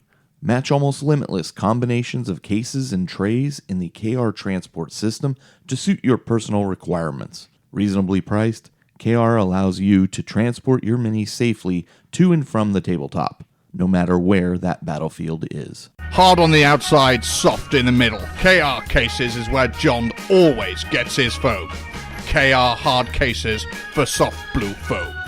On that note, hey, welcome back. With this episode, we are talking about stuff that we didn't record intentionally, but now we're going to be talking about Cities of Death. Are we live? Yeah. Oh, okay. Huh. Cities of Death is holds a very special place in my heart for me personally. Me too, brother. Yeah. The thing is, and we'll talk about this here, but games that take place in urban environment to me are just awesome. Ever since I saw like early Forge World pictures back before I really was, as I was just getting into 40K, and you'd see these black and white, photoshopped pictures that they would do of actual battle scenes. And I remember seeing some of these and just thinking, oh my God, look at that terrain. It's just incredible. I've always had this fascination and draw to this kind of thing. Yeah. Mm-hmm. So let's talk a little bit about Cities of Death. We'll go into the history of it a little bit, but we'll talk about how it differentiates itself from regular games of 40K. And it is quite different. Why it does, and why you should be playing it if you haven't tried it. So the first Cities of Death wasn't even called Cities of Death. In fact, you have a copy of it. I do. And it's called City Fight. Yep. And it came out in third edition as a third edition rules supplement, published in 2001. And yeah, I felt old doing show research, looking through that. Yeah. Man, reading those old rules. So this book came out actually before I was playing. So that's, I did not play it's referred it to as a Codex Battle Zone. Right. Battle Zone Codex. Right. But very much, you'll see a lot of similarities from the new books that really draw from this was the original spark. Yeah. And they kind of iterate. Now, there are things in there. I have heard the designers back when Cities of Death came out, there was like an interview with the designers and they were like, well, we made some choices in City Fight that we were like, well, that was a pretty bad choice. Or, there were some questionable things that we thought, why was this a good idea at the time? And so it did evolve into what happened was you had Cities of Death rules in chapter approved initially in 2003, but these were really put in place as they were trying out like a different combat system. Yeah. But then those rules ended up making, in some way, shape, or form, making themselves into the Cities of Death 4th edition 2006 release. And that's where they were talking about City Fight specifically and saying, well, we made some design decisions we didn't like. We've approached it a different way. Mm-hmm. You know what I really liked from City Fight, though? What's that? Elevators. Oh, really? They had elevators? Elevator rules, yeah. 2006 Cities of Death, I was playing at this point, and this was a supplement I picked up when it came out. And I got to say, having seen those pictures and the evocative imagery that it brought forth, I was very excited about this. One of the things I still like about it that they don't really replicate in the new rules was how they described like setting up the terrain. Yes. We use this rule set a lot for campaigns and events. You would start with the tallest building you had, put it in the center of the table, and everybody would take a turn putting down a. And there were certain distances that you had to be no less than 2 inches, no more than 4. Yeah, because they really wanted to represent like a choked city that's just tight. And I love the imagery that evokes too, with like this kind of spire type situation is what they were really trying to go alpha, for. A beta, and a gamma kind of different version. Mission types. Well, different densities of buildings. Yep. And the mission types played into that. Yep. So I love that I got to tell you, like, I was a huge fan of Cities of Death in this. We played it a lot. Capacity. Yeah. I played it a lot as well. And when 8th edition kind of rolled, and we would still use those even through 6 and 7. Yeah. Yep. When 8th edition came around, I was kind of sad that they weren't really quite. They didn't port over very well. No. But now we have Cities of Death rules in chapter approved 2018. It's in the narrative section. Yep. But honestly, I feel like this is something that we'll talk more about the advanced rules, but it's something that you can absolutely incorporate into match play games as well. And in the Urban Conquest, which was just released at the beginning of 2019, January 2019, there are match play missions for Cities of Death in there. And you want to talk about the Urban Conquest release at the now or at the end?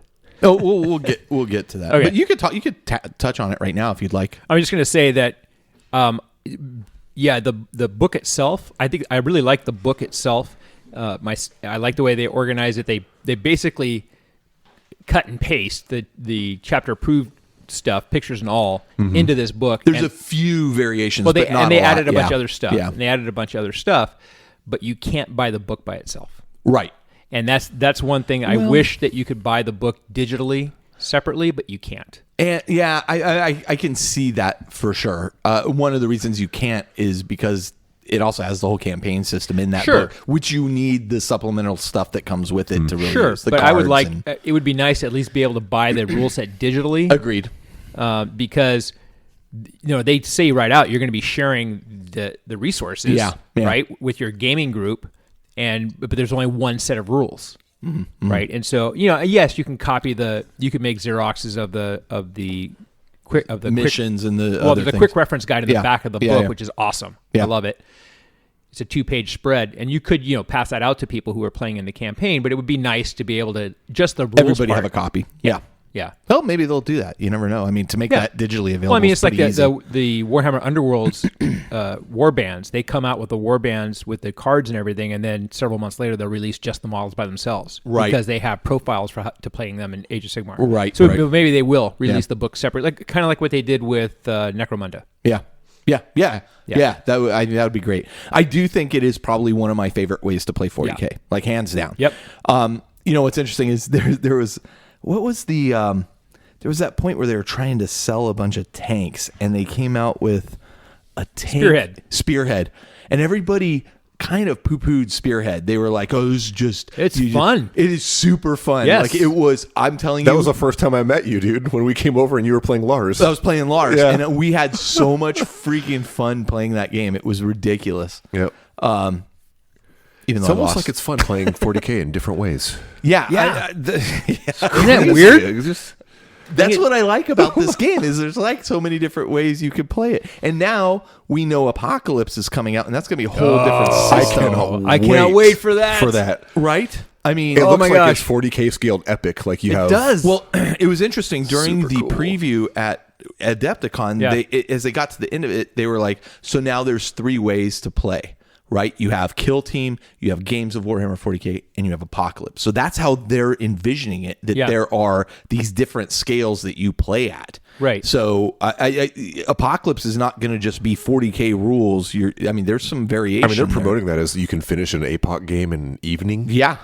Well, yes, I think, please. Or I also heard, I'll believe it would happen. I also heard the words movement trays. Yeah, well, there are. Yeah. They showed pictures. Yeah, if they're like, hey, that Space Marine unit has this stat and it gets hit and yada yada, it's gone. Yeah, take the whole unit off. That speeds things up. I'm super excited about that as well because I know it drives people nuts, but I really enjoy Apocalypse games mostly because they're a great time for socializing and not only that, you get a chance to bring a bunch more models out. Yeah, for sure. I mean, this is one of the things that. Because I agree with Justin, I like playing 1,500-point games. Me too. It's real fast. It's very very essential that each unit does what it's supposed to do. Very tactical. strategic. Right? You lose a unit, that unit's critical. Yes. Right. But I like 1,750 and I like 2,000 and and the reason I like the bigger games is because you can bring in models and units you wouldn't normally play with. You can play with more toys. You have more toys. Yes, exactly right. It's good to change it up from time to time. And maybe I want to run like all 9 of my Penitent engines. For sure. Right?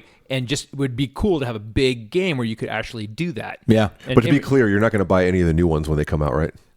I'm only buying things that are different than what's currently out. I own 9 Penitent engines. Why would I buy more? Well, you've heard it here first. No, okay. Very, very clear. I look. I don't want you to feel bad when you go buy new Penitent engines because they're be here for freaking you. Amazing. It's okay. We will hardly even tease you. I'll play a small violin just for you and your wallet when you buy all that new stuff. And I said I was going to be model neutral, and I'm way in the positive on that. So you guys laughed at me about that too. So I didn't laugh at you about that. I never laughed at you about that. All right. Go back and listen. We just laugh when you say you're not going to buy any of that new stuff. That's all. I'm only going to buy things that are not currently existing. I hear you. I'll bet you they're so freaking good. Yeah. Dude.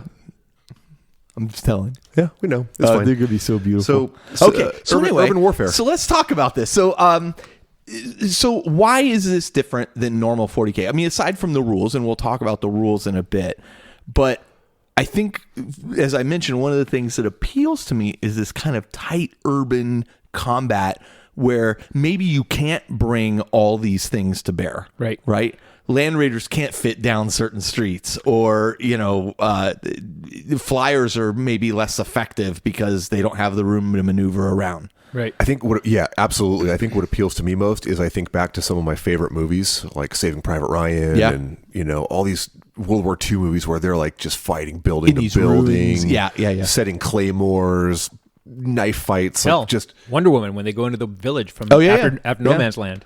Yeah, just Wonder brutal, door to door, bash the door down, see what's inside. Yep. You're not playing on Planet Bowling Ball here, and you shouldn't be. Black Hawk Down, right? I mean, they've even got that display at Warhammer World. Yep. That's effectively the orcs in Black Hawk Down. Yeah. But I mean, that was urban fighting, and even modern military, you train differently to fight in those environments than you do. Yep.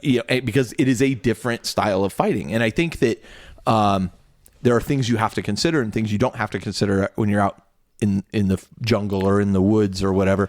And that is one of the things that I like about this is it just feels so different, and you have to use different tactics. And I like the fact that when we first came out, everybody loved running the Land Raiders and running the tanks and stuff like that. And in this, infantry is king. Yeah, infantry is the focus. It's those cool. heavy weapon havoc squads are looking pretty good. I like, but your line of sight is limited usually too, right? Right. Yes, so you want to lean more towards usually smaller units. Yeah. Not these massive, to take advantage of all the, which we'll get more into, but to take advantage of a lot of the actual terrain benefits you get. You don't want to have a big sprawling unit that's not pretty much fully within a building, right? Good point. Yeah. And then also flame weapons, grenades. Yeah. All these weapons that are just, and also walkers and things like that can punch buildings, and there's a lot of these units that you're like, I don't really know if I want to take a Hellbrute in my army, but all of a sudden you read some of the stratagems, which we'll get into later, and all of a sudden that Hellbrute can punch a building. And that's kind of awesome. Normally you're like, I don't want to take a Hellbrute because it gets blasted across the table. Right. Easier to hide him. Let me just walk down these alleyways. And like you said, that big Land Raider or that massive Baneblade, it's probably going to get stuck and not be able to. Or you're just going to have limited fire lanes for it. I think the other key word too is height. Yeah. Oh yeah. It's we talk about that a little bit later too. But one of the things for me, in the urban combat thing. Yeah. Just from as you were saying, the military aspect of it and the fighting, building to building. I also think about it in terms of a work thing and small unit tactics, and running with tactical teams and stuff. And so I always had that vision in my head. That's why I really like Kill Team. That's why I really like the game Infinity.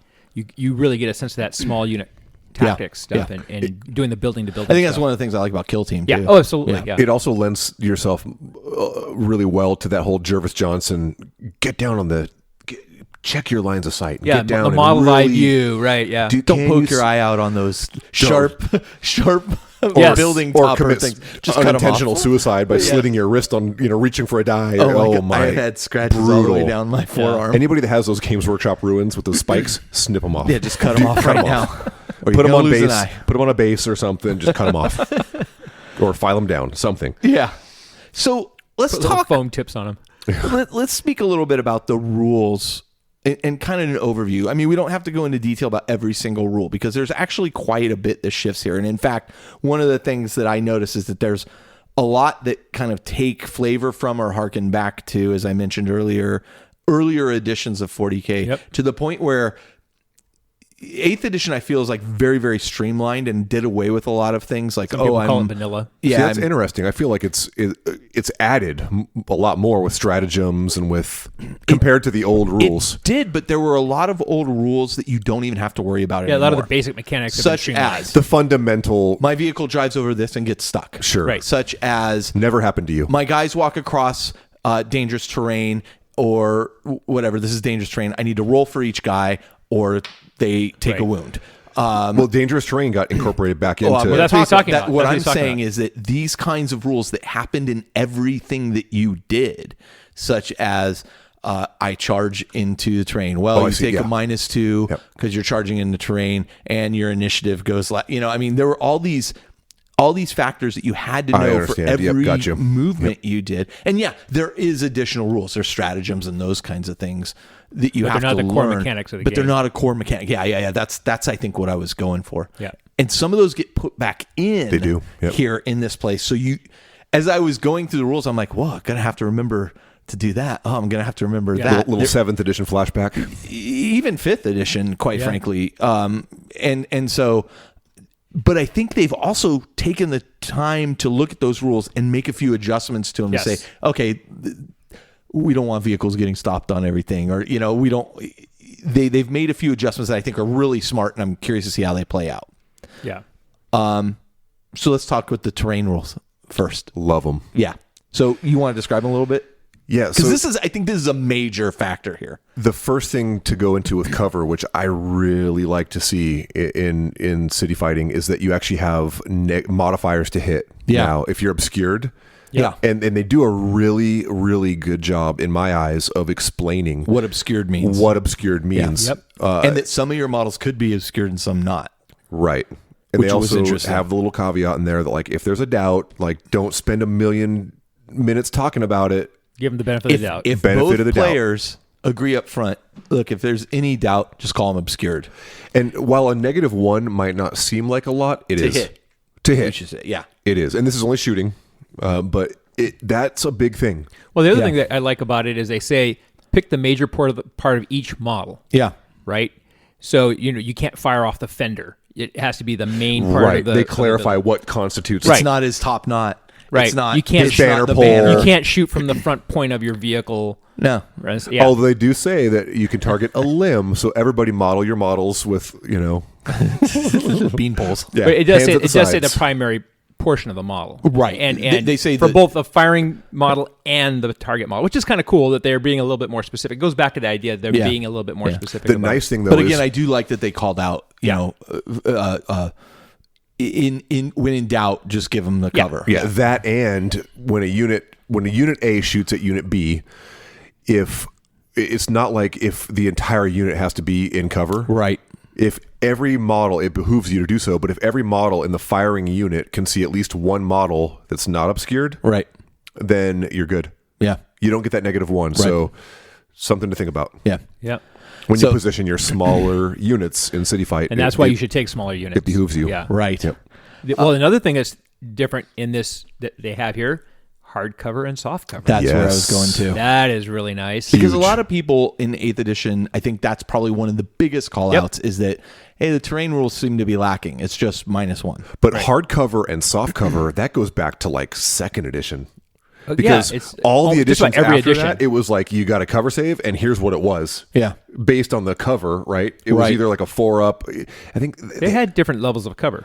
But what they've avoided here is, well, if you're 2 inches into the terrain, then you get this, and it's very clear. Yes, like it's super clear. It's like these types of things provide soft cover, bushes, tree,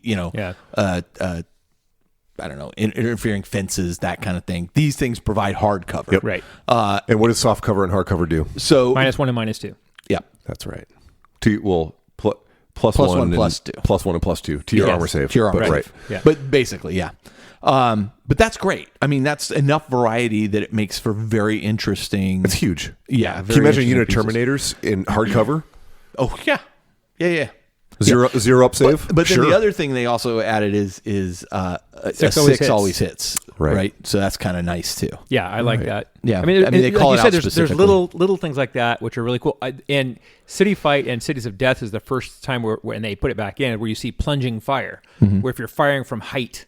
Yeah, they don't call it plunging fire here. That's what they call it something else. Originally, it was called plunging fire. But it's just like height advantage or something. Yeah. You got a height advantage now. If you are 3 inches at a least 3 inch level or higher from the target unit, then you get it's called height advantage. That's right. And they are at I think your weapons get an additional rend at -1, right? Right. So pretty awesome. Really good. Armor penetration is increased by 1, right? Yeah, which I think is just, I should say armor penetration. It's not rend anymore. So it's really good, but it's offset by the fact that the opponent you're firing at, their cover's a lot better too. Yeah.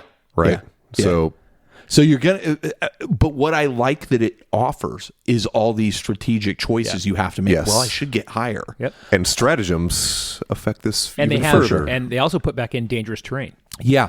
And this is one of the things I wanted to point out was that the dangerous terrain is a little bit different than it used to be. What it used to be was basically every model that moved in dangerous terrain, you rolled a D6. And if that model rolled a 1, it took a wound. Now what they've done is if the unit moves into dangerous terrain, you roll a D6. No? What is it? It's per model. No, it's not. Read it again. Each time a model advances or charges through dangerous terrain, roll a d6. On a 1, that model's unit Dang it, you're right. suffers a mortal wound. Oh, so it is model. It's per model, not Right. unit. But the unit suffers a mortal wound. So you can apply it to anybody in that unit. Oh, I misread that. Oh. So it's not that it's model. Not as much as I like it. So if you move 10 guys through, you're rolling You're 10 still dice. rolling 10 dice. But you get to pick who dies. Oh, bummer. No, that's good. It is good. So but the sergeant I doesn't actually, accidentally impale himself. Oh, but you're right. I don't I'm like it. sorry. It's a mortal But wound. I wish it was a savable Here's wound. the difference. It's not just when you move through there. It's when you advance or you charge. Oh, you're right. That was the thing that stuck right. with me because I like that. It means, okay, this area is dangerous. going too fast. We're walking Yeah. carefully through Yes. it. We're fine. I'm not going to trip and break my ankle. Right. But wait, we have to charge that guy Or run. Yeah. Now it becomes Yes, and it's more realistic. sure. Yeah, let's call it realistic. But what it is I think that it offers again those tactical choices. Yes. Well, do I want to risk running these 10 guys out of here? I don't know. I wish it was a savable wound instead of a mortal wound, but Yeah. Yeah. But it also offers a lot of tactics too, because there's ways that you can make terrain dangerous, as we'll get into. Sure. oh yeah, sure. Sure. Yeah. So I think that's really cool. Another cool thing to point out too is there is 3 warlord traits that you can take. There is. While playing this.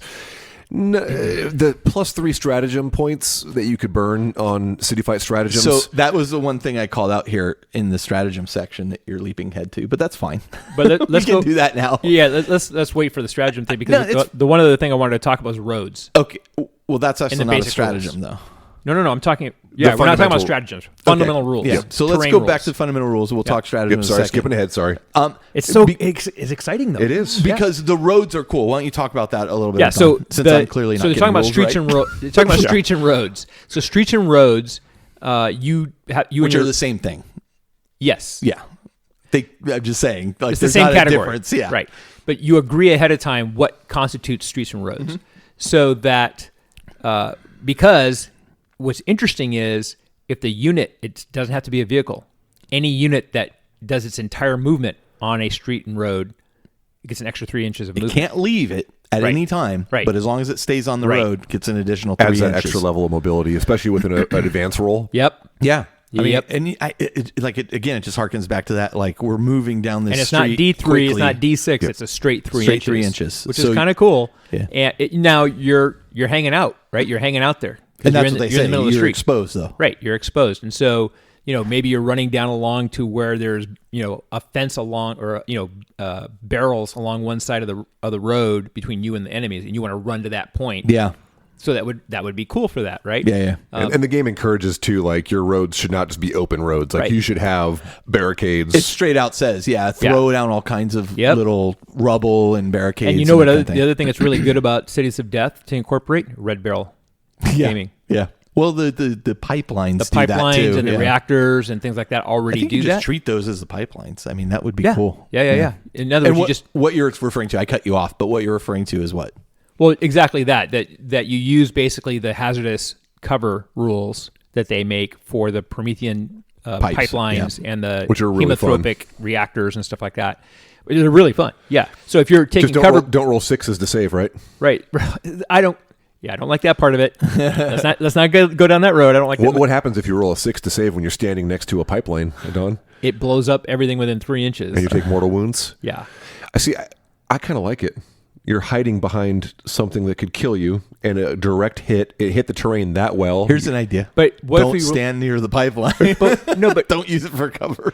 why is it rolling a But there's 6? Why wouldn't benefits, it be though. rolling a 1? Yeah.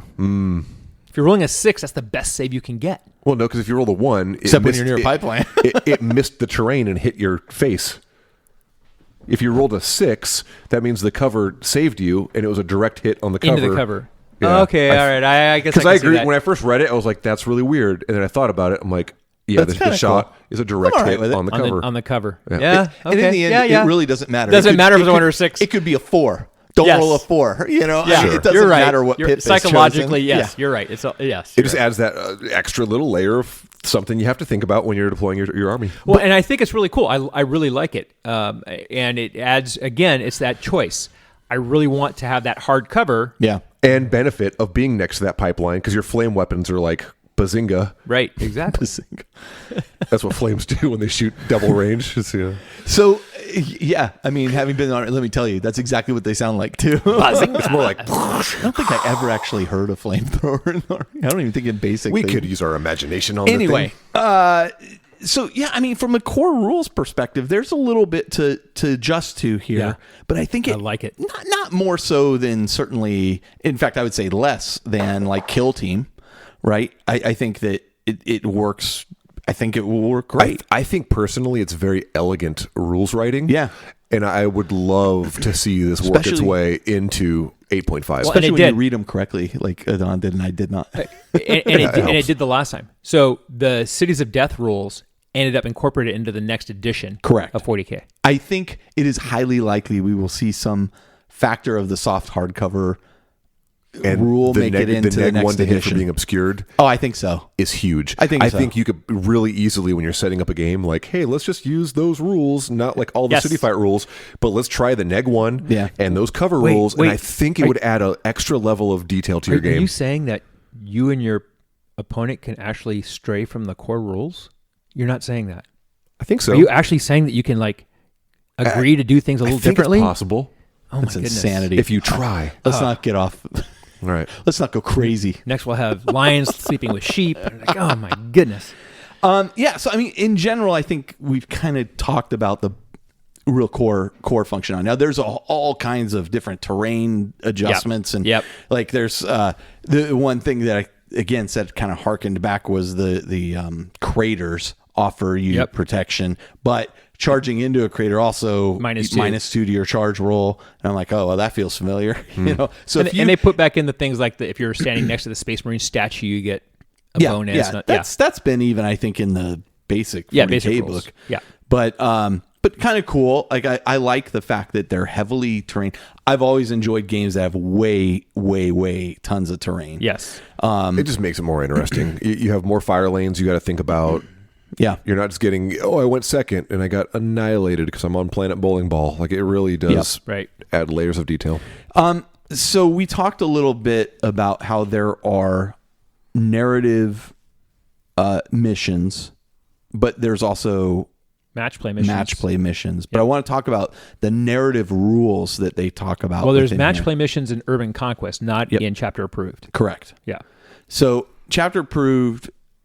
Well, in the Urban Conquest piece, it talks about narrative rules. I think it talks about them in the chapter approved as well, which are in fact, all of the missions have an attacker defender component to them. So one player is the attacker, the other one's the defender.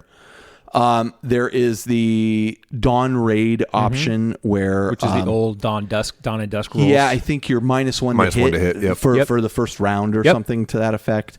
The preliminary bombardment, one of my favorite ones. Is it your favorite? I like not it. a huge On a fan 6, of it. I think it could have been on a 5 or a 6 personally. Oh, geez. Would that have been too much? I think that would Yeah, have it been would've too been much. too much. I think But a it's 6 is like, you're going to get maybe 2. Yeah. Maybe It's 3. just maybe there's a chance. Yeah, it could be disheartening, but okay.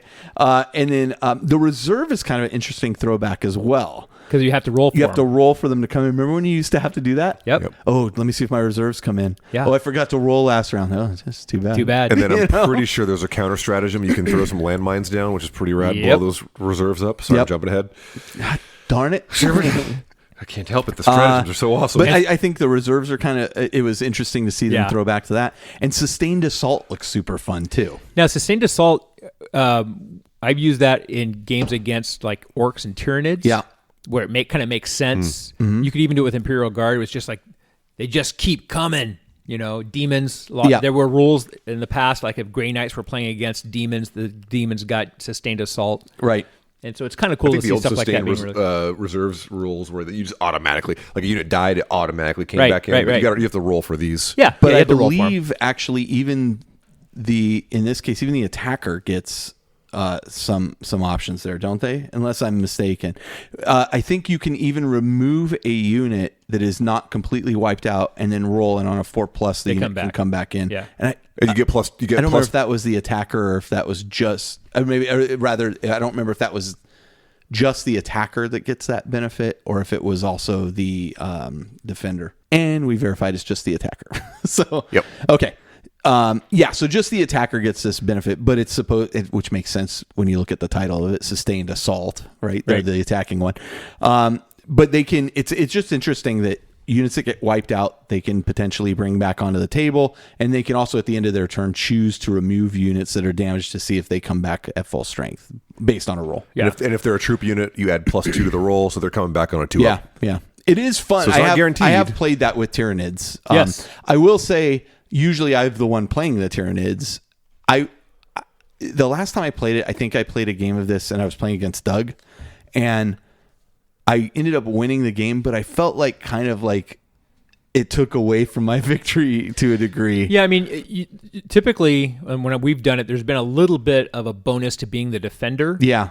So because in exchange the attacker got the sustained assault, right. So you just can kind of build that in and see and just tweak it. Sometimes and see what works. sometimes it was like you're playing the table long ways, and their deployment zone is very far from yours, so they're shooting the hell out of you. Right. An important point to kind of skip back a little, something that we kind of overlooked is, I think a big one, and it kind of goes back to whether a target is obscured or not. We kind of talked about infantry, but I think this book does a really good job, or this we section. Didn't even talk about vehicles. Is that what you're about to hit? Vehicles and monstrous creatures. Yep. The fact that in the current rules you have to be in cover and obscured. Yeah. Right. It's a little much. It's super tough.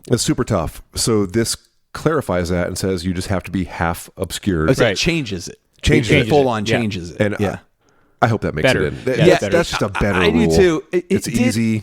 I know that it occasionally would cause some disagreements on, again, well, what's 50%? Is that 50%? I never personally had a problem, and I always actually erred on, as they said, Yep. Say, yeah, okay, it does. You just measure the model minus antennas and stuff sticking off of it, and you can just usually eyeball it and say, yeah, I can see about 50%. If it comes down to that, though, like, is it really? Then just do a quick measurement, and I don't know. Well, how are you going to measure? I think it's a cleaner. Do a little integrated rule. calculus, and it's just that you draw a couple triangles. Yes. Right. You draw a couple and you triangles. get the circumference. Yeah. And some wire. And then you try not to be that guy. Exactly. And you say, hey, cool, let's move on. Okay. One of the really cool things in the Urban Conquest book is they talk about all these different features, and that you can do this and set up your table to do this really cool thing, and then agree, we're going to play a kill team game leading up to the city fight game. Sure. And the only thing that bothers me about that is that the rules for kill team do have some significant differences from 8th edition. This adds things to 8th edition rules, and so you could really get confused, I think, if you were doing them back to back. You're doing a lot of swapping around. You're doing a lot of swapping around. You better be strong Something on to think your about. rules. Yeah. You better have a lot of time because you're going to be looking some stuff up. Yeah, exactly. Beyond that, I do like the narrative component of it. Certainly for that sustained assault thing, especially if you're setting up a game where you're like, we're trying to represent Starship Troopers. I mean, and this is where I go to the point of, okay, I felt like I won, but I kind of cheated to win. Yeah. It wasn't really about the win. It was more about like, this is kind of cool. Yeah. How long can you last? Or, So anyway, I found that pretty fun. All right, Justin, we're at the stratagem section. Yay. Did you have any particular stratagem you were fond of? They're all super cool. Like, there is so many good stratagems that, like, you really spend your time looking through these before you build your list, and you can formulate a lot of really cool things around this. So the one that I picked, and there's a lot of really cool ones, but the one that I picked was the point blank Overwatch. Okay. I think it should probably be one command point, but maybe that's the reason being, the way it works is you get charged by a unit. they can't see you, or you can't see them, right? Normally, you can't fire Overwatch against a unit you can't see. This one allows you to do so. You have to burn 2 command points to do it, but you can fire Overwatch at them. Yeah. Which is pretty cool. So you could have a unit of 5 flamethrower guys or whatever inside a building. And I think that it's one of those stratagems you'd only really burn, or hell, even like a unit of Dark Reapers or something or whatever. But I think flame weapons is where it would be clutch. Yeah. Take as many flame weapons in a unit as you can, have that hunkered down on an objective. Hello, Retributors. Right? And then somebody's like, oh, I got a 3-inch charge. Awesome. Here's 2 command points, and they all get flamed to death, right? When you couldn't have normally done that before. Right. And it just kind of really speaks to me of the unit is hunkered down in this building, waiting for the door to get breached, and then just bam, takes them out. It's a total city fight. Don, did you pick one? Yeah, I did. And one of the things I wanted to point out is that, if I'm not mistaken, Cities of Death, when the book was released, 2006, I think it was. The original one. Yeah. Is the first time we saw this idea of stratagems. Yeah. And having this thing called command points or strategy points. The strategy points, that you could burn on these stratagems. I remember strategy cards. Yep. Well, yeah. right. But I'm saying in terms of calling them stratagems and being these things that you can select from, and I'm going to burn these points for this effect. Mm-hmm. And I always loved them. We used to write our own. And so it's really cool to see it end up in the base game. And so I just wanted to point that out, and I really liked it because it was, at the time, we used them a lot. We liked them. The one I used to like to use all the time, and that's the one I'm picking here, is called Sewer Rats. Yep. And the Sewer Rats thing, they changed it. The original Sewer Rats thing, you actually put down markers that were the sewers, and you could put them basically anywhere. And so your opponent could make a choice to go move to that sewer and cover it, so you couldn't come out of that sewer. Yeah. You'd have to come in somewhere else. Yeah. Right? And so it added a level of strategic choice and to what your opponent had to think about. It's just like the booby trap ones. Right. But the way that they changed it, the Sewer Rats now is basically like deep striking. Yeah. Right? You can't be within 9 inches of an enemy. And it is super powerful. It is very powerful. Yeah. It is 2 command points. But it is basically just deep strike. Yeah. Right? But you can't deep strike into a building. Right. You have to be outside of the building. You can't come out of the sewer, I'm sorry, quote unquote. But any infantry unit can do it. So you don't have to have the... Does it say building or ruin? Because, can you come out of a ruin? At street level that is more than 9 inches away. From an enemy models and is not in a ruin or sector mechanical not structure. Not in a ruin. Oh, got it. But you can still pop out right next to a building. Right, yeah. Or it can't be within 9, obviously, of an enemy unit. But right. And in the original one, I think it couldn't be if your opponent was within, I think it was 2 or 3 inches of the sewer marker. Okay. You couldn't use that marker. Right. Which is effectively the same thing because you deployed within 6 inches of the marker. Right. So it was about the same idea. But I just liked the visual of setting up the sewers. Yeah. But it since this was such a... it's also nothing that prevents you from I was just going to say that. Yeah, you could do that. You could yes, totally do that. Just like the booby traps. You could do that. So let's talk about booby traps because that's the one I chose. Oh, okay. Wow. Which is a 2 Great command segue. point one. They're all on the same page too. And this is actually something that I've frequently used in previous editions as well. The way it works now, though, is everybody deploys. Then you secretly pick a building that your opponent doesn't know. Usually, you write it down on a piece of paper or something like that. Too. Yep. And then what happens is the first time a model moves within an inch of that ruin or building, they take, I think, a D3 mortal wounds. And if they advanced to get there, they take a D6 mortal wounds. So that can be pretty amazing. But I'd like to point out, too, it says any model, so it means your models, too. Yes. So you need to keep your models away from that location. And on a 4-up? On a 4-up, it now becomes dangerous terrain. That's right. So basically, it blows up the building. Right. And now the building, you can fall through it or, whatever. Well, the booby trap thing was kind of cool because I liked the way they changed this one. Because in the old one, you'd set the booby traps. Right. This one, I like, it's secret.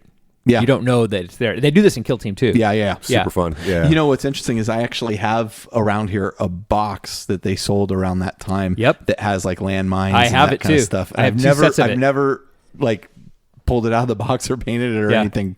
But it's just like, eventually I'm like, I'm going to put these in a ruins base or something at some point, and I've just never gotten around to it. The other thing that's cool about those is you can use them as objectives for, you have to go defuse it. That is true. Stuff like that. Yeah, they're really cool for narrative stuff. And it's interesting because I talk about plunging Overwatch just because it's a stratagem. Yeah.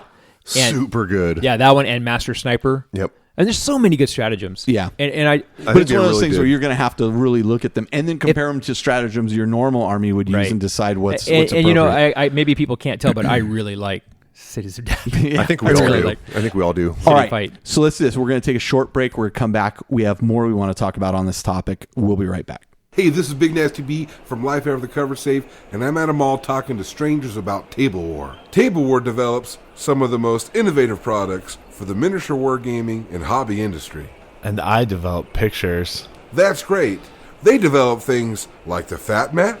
Who's Matt, and why is he so fat? Well, first off, Matt is not a person. The Fat Mat is a tabletop gaming surface, and with over 40 different designs, Table War's Fat Mat has become a community standard. I got a Surface Pro. It's like 10 inches. By the way, I'm meeting my friend Simbon. Do you know what that is? No, but I do want to tell you about the Table War Tower case line. Oh man, towers are so huge. Well, it's not that kind of tower. It's the original modular, all-in-one display, storage, and transport system for all your tabletop miniatures. Wow, you're really smart. What's your relationship status? Well, it's complicated, but you know what isn't complicated?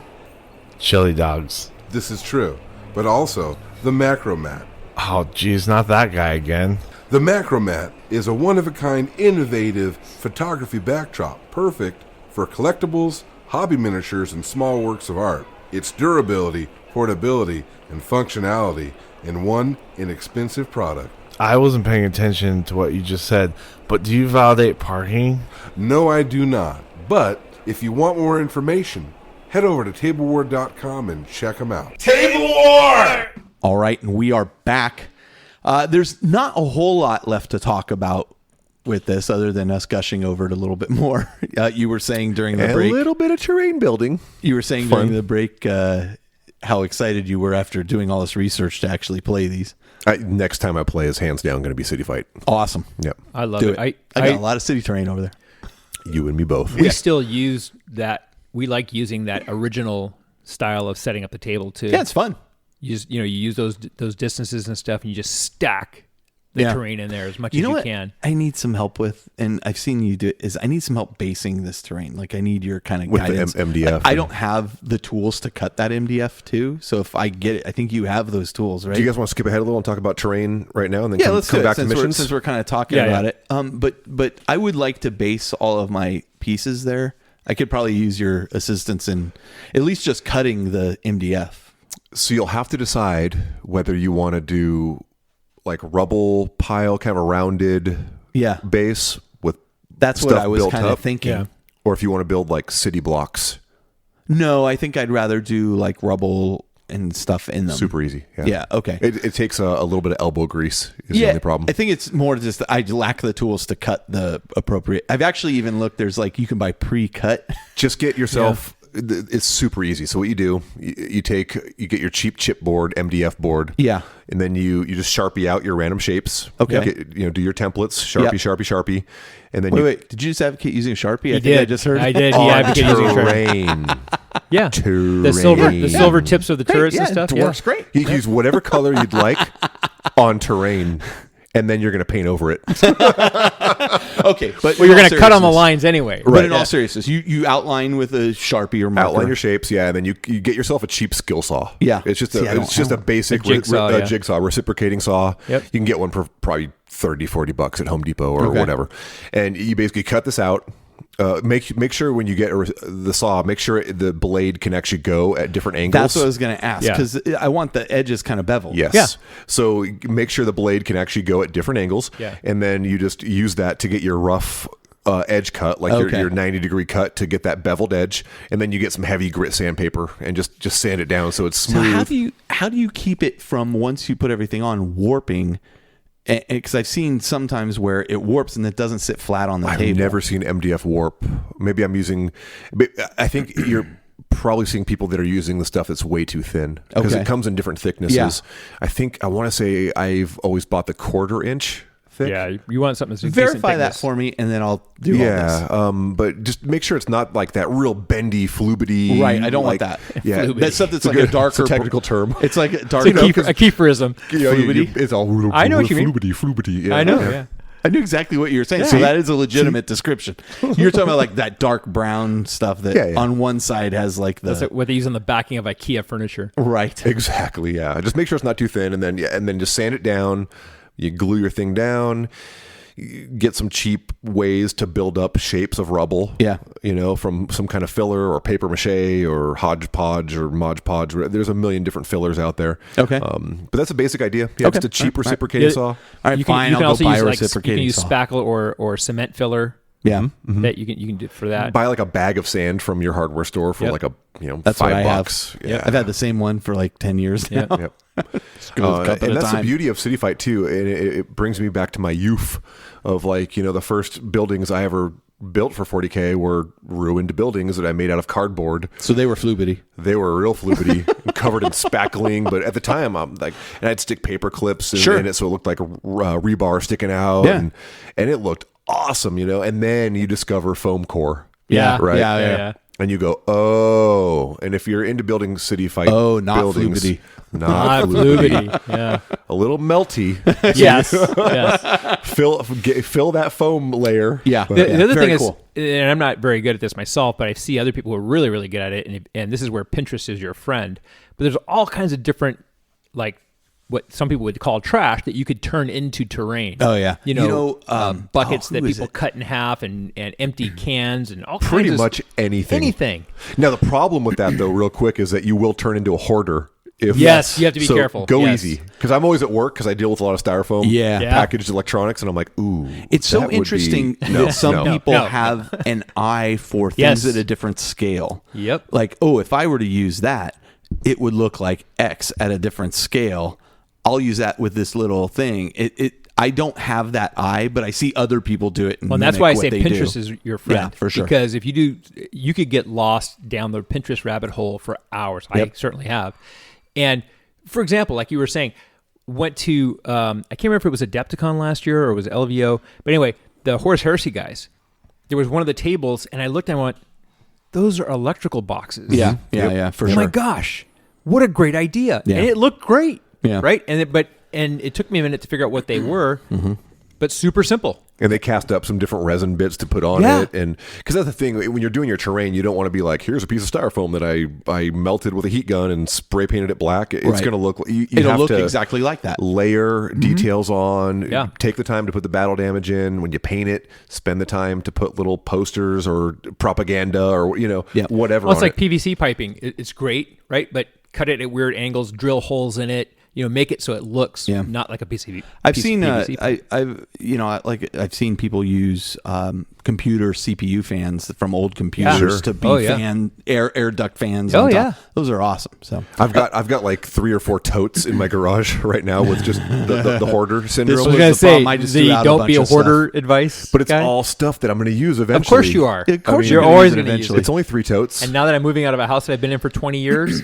I'm hating the fact that I used to say, I'll use this at one point. Yeah, the point is, though, if you're on a budget, you can absolutely make a table of terrain in no time. Yeah. And, old Games Workshop publications were all about that of, hey. Well, and this is one of the suggestions I made during the survey that was just out, right? The GW survey was I want to see ways to stretch my GW. Like, the GW terrain is amazing. I remember when we didn't have it.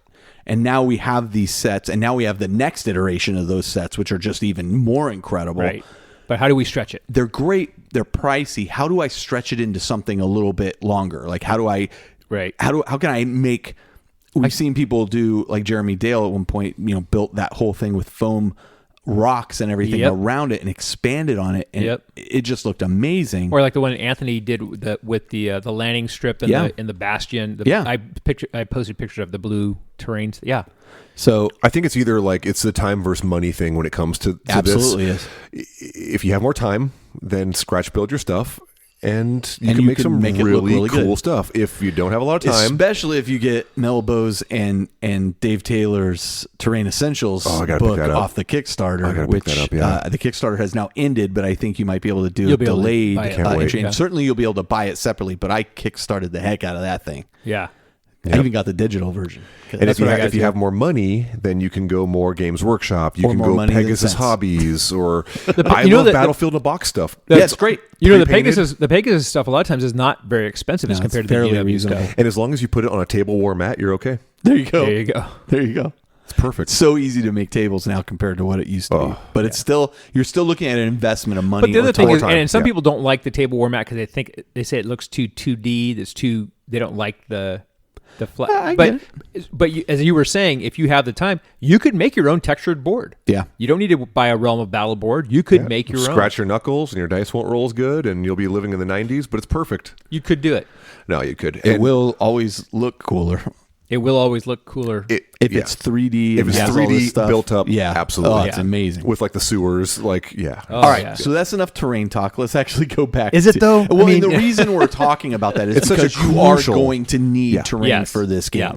Without a doubt, you need that. I mean, if you're in a pinch, you can go back and you can stack some books boxes, cardboard boxes, but fill your table up to get the most out of it. You know what I really like about this is terrain. Yes. MDF terrain. That you can also leverage the sets that came out from Kill Team. Oh, for sure. For this. It works great. I mean, in fact, it's pretty much built for that. It is. Yeah, absolutely. Okay. So within the Conquest book, yes, you get 6 narrative missions, which you see in the Cities of Death chapter approved section. But you also get 6 match play missions, which can use either the Eternal War objectives or the Maelstrom War objectives. Yep. So, as we talked about earlier, many different ways in which to play even Cities of Death games, not just 40K games. And if you do some searches on the internet, there's the old Adepticon packets. There's a lot of things out there that people have done that use different types of missions for Cities of Death, because Cities of Death was really popular. When that was out. So there's a lot of stuff out there. A jubilee of different ways to blow up buildings. Yeah. So I also wanted to, you get also 3 warlord traits, Cities of Death warlord traits you can choose from. Which are a little I think. I think they're options. They're options. The one I really thought that I just wanted to touch on real quick was the City Fight Specialist, which gives you bonus 3 command points, but they can only be used for Cities of Death command. Love it. Or stratagems, which is interesting because that means you must have a different color. Like if you use beads or whatever to represent your command points, you need a different color set of beads too to represent. Well, these I can only use for this. One of the things I think is also cool to do is roll a D3 for those traits, and have it be an additional trait. So in other words, not replacing on top of your regular warlord. Yes, I don't think that breaks anything. No, to not be at all. perfectly honest. That's really intriguing. That's actually a really great idea. And this goes back to what we always are saying is that you don't have to do it exactly the way it's written in the book. As long as the two of you agree, hey, we want to change it this way. Hey, we want the dangerous terrain to be savable wounds instead of mortal wounds. You can do that. Yeah. The interesting thing about this too is if both parties are doing it, how does that unbalance? Yes, exactly anything, right. That's a really good idea. Yeah. Damn it, Don. Yeah. All right. Well, let's talk about a few examples in fiction and Black Library fiction, that kind of thing. Yes. Because I feel like Black Library, Forge World, Games Workshop, their stories are just littered with these city fight type of situations. Let's start with you, Justin. This is going to surprise everyone. We're each going to pick one kind of example narrative about this and kind of talk about it a little bit. Justin, go. Yeah, so the Tau, no, I'm kidding. I can't talk about Tau. I'm going to go sleep at night. Look, there are Tau players out there. There are. And they have beautiful cities that I'd like to burn. Fair enough. Fair enough. So I should have found a story about that. But I didn't. The story I picked is, it's kind of a classic. It's an old one. It's the Battle of End in Craftworld. Wait a minute. You picked an Eldar story? I know. It's crazy. It is. But for me, the main reason I picked this is that I think everybody too often thinks about urban combat meaning strictly human cities. Right? True. Fair enough.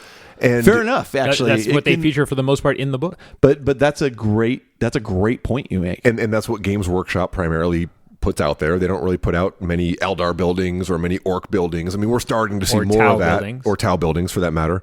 I love all you Tau players. I'm just totally... It's because they were all burned down. burned down. They're all dead. By the Eldar. But the thought, I've always had the image of my mind of Craft World combat. Yeah. Which is a city. It's a Wraithbone city. It has varying what am I trying to say? Like there's architecture. There's deserts in it.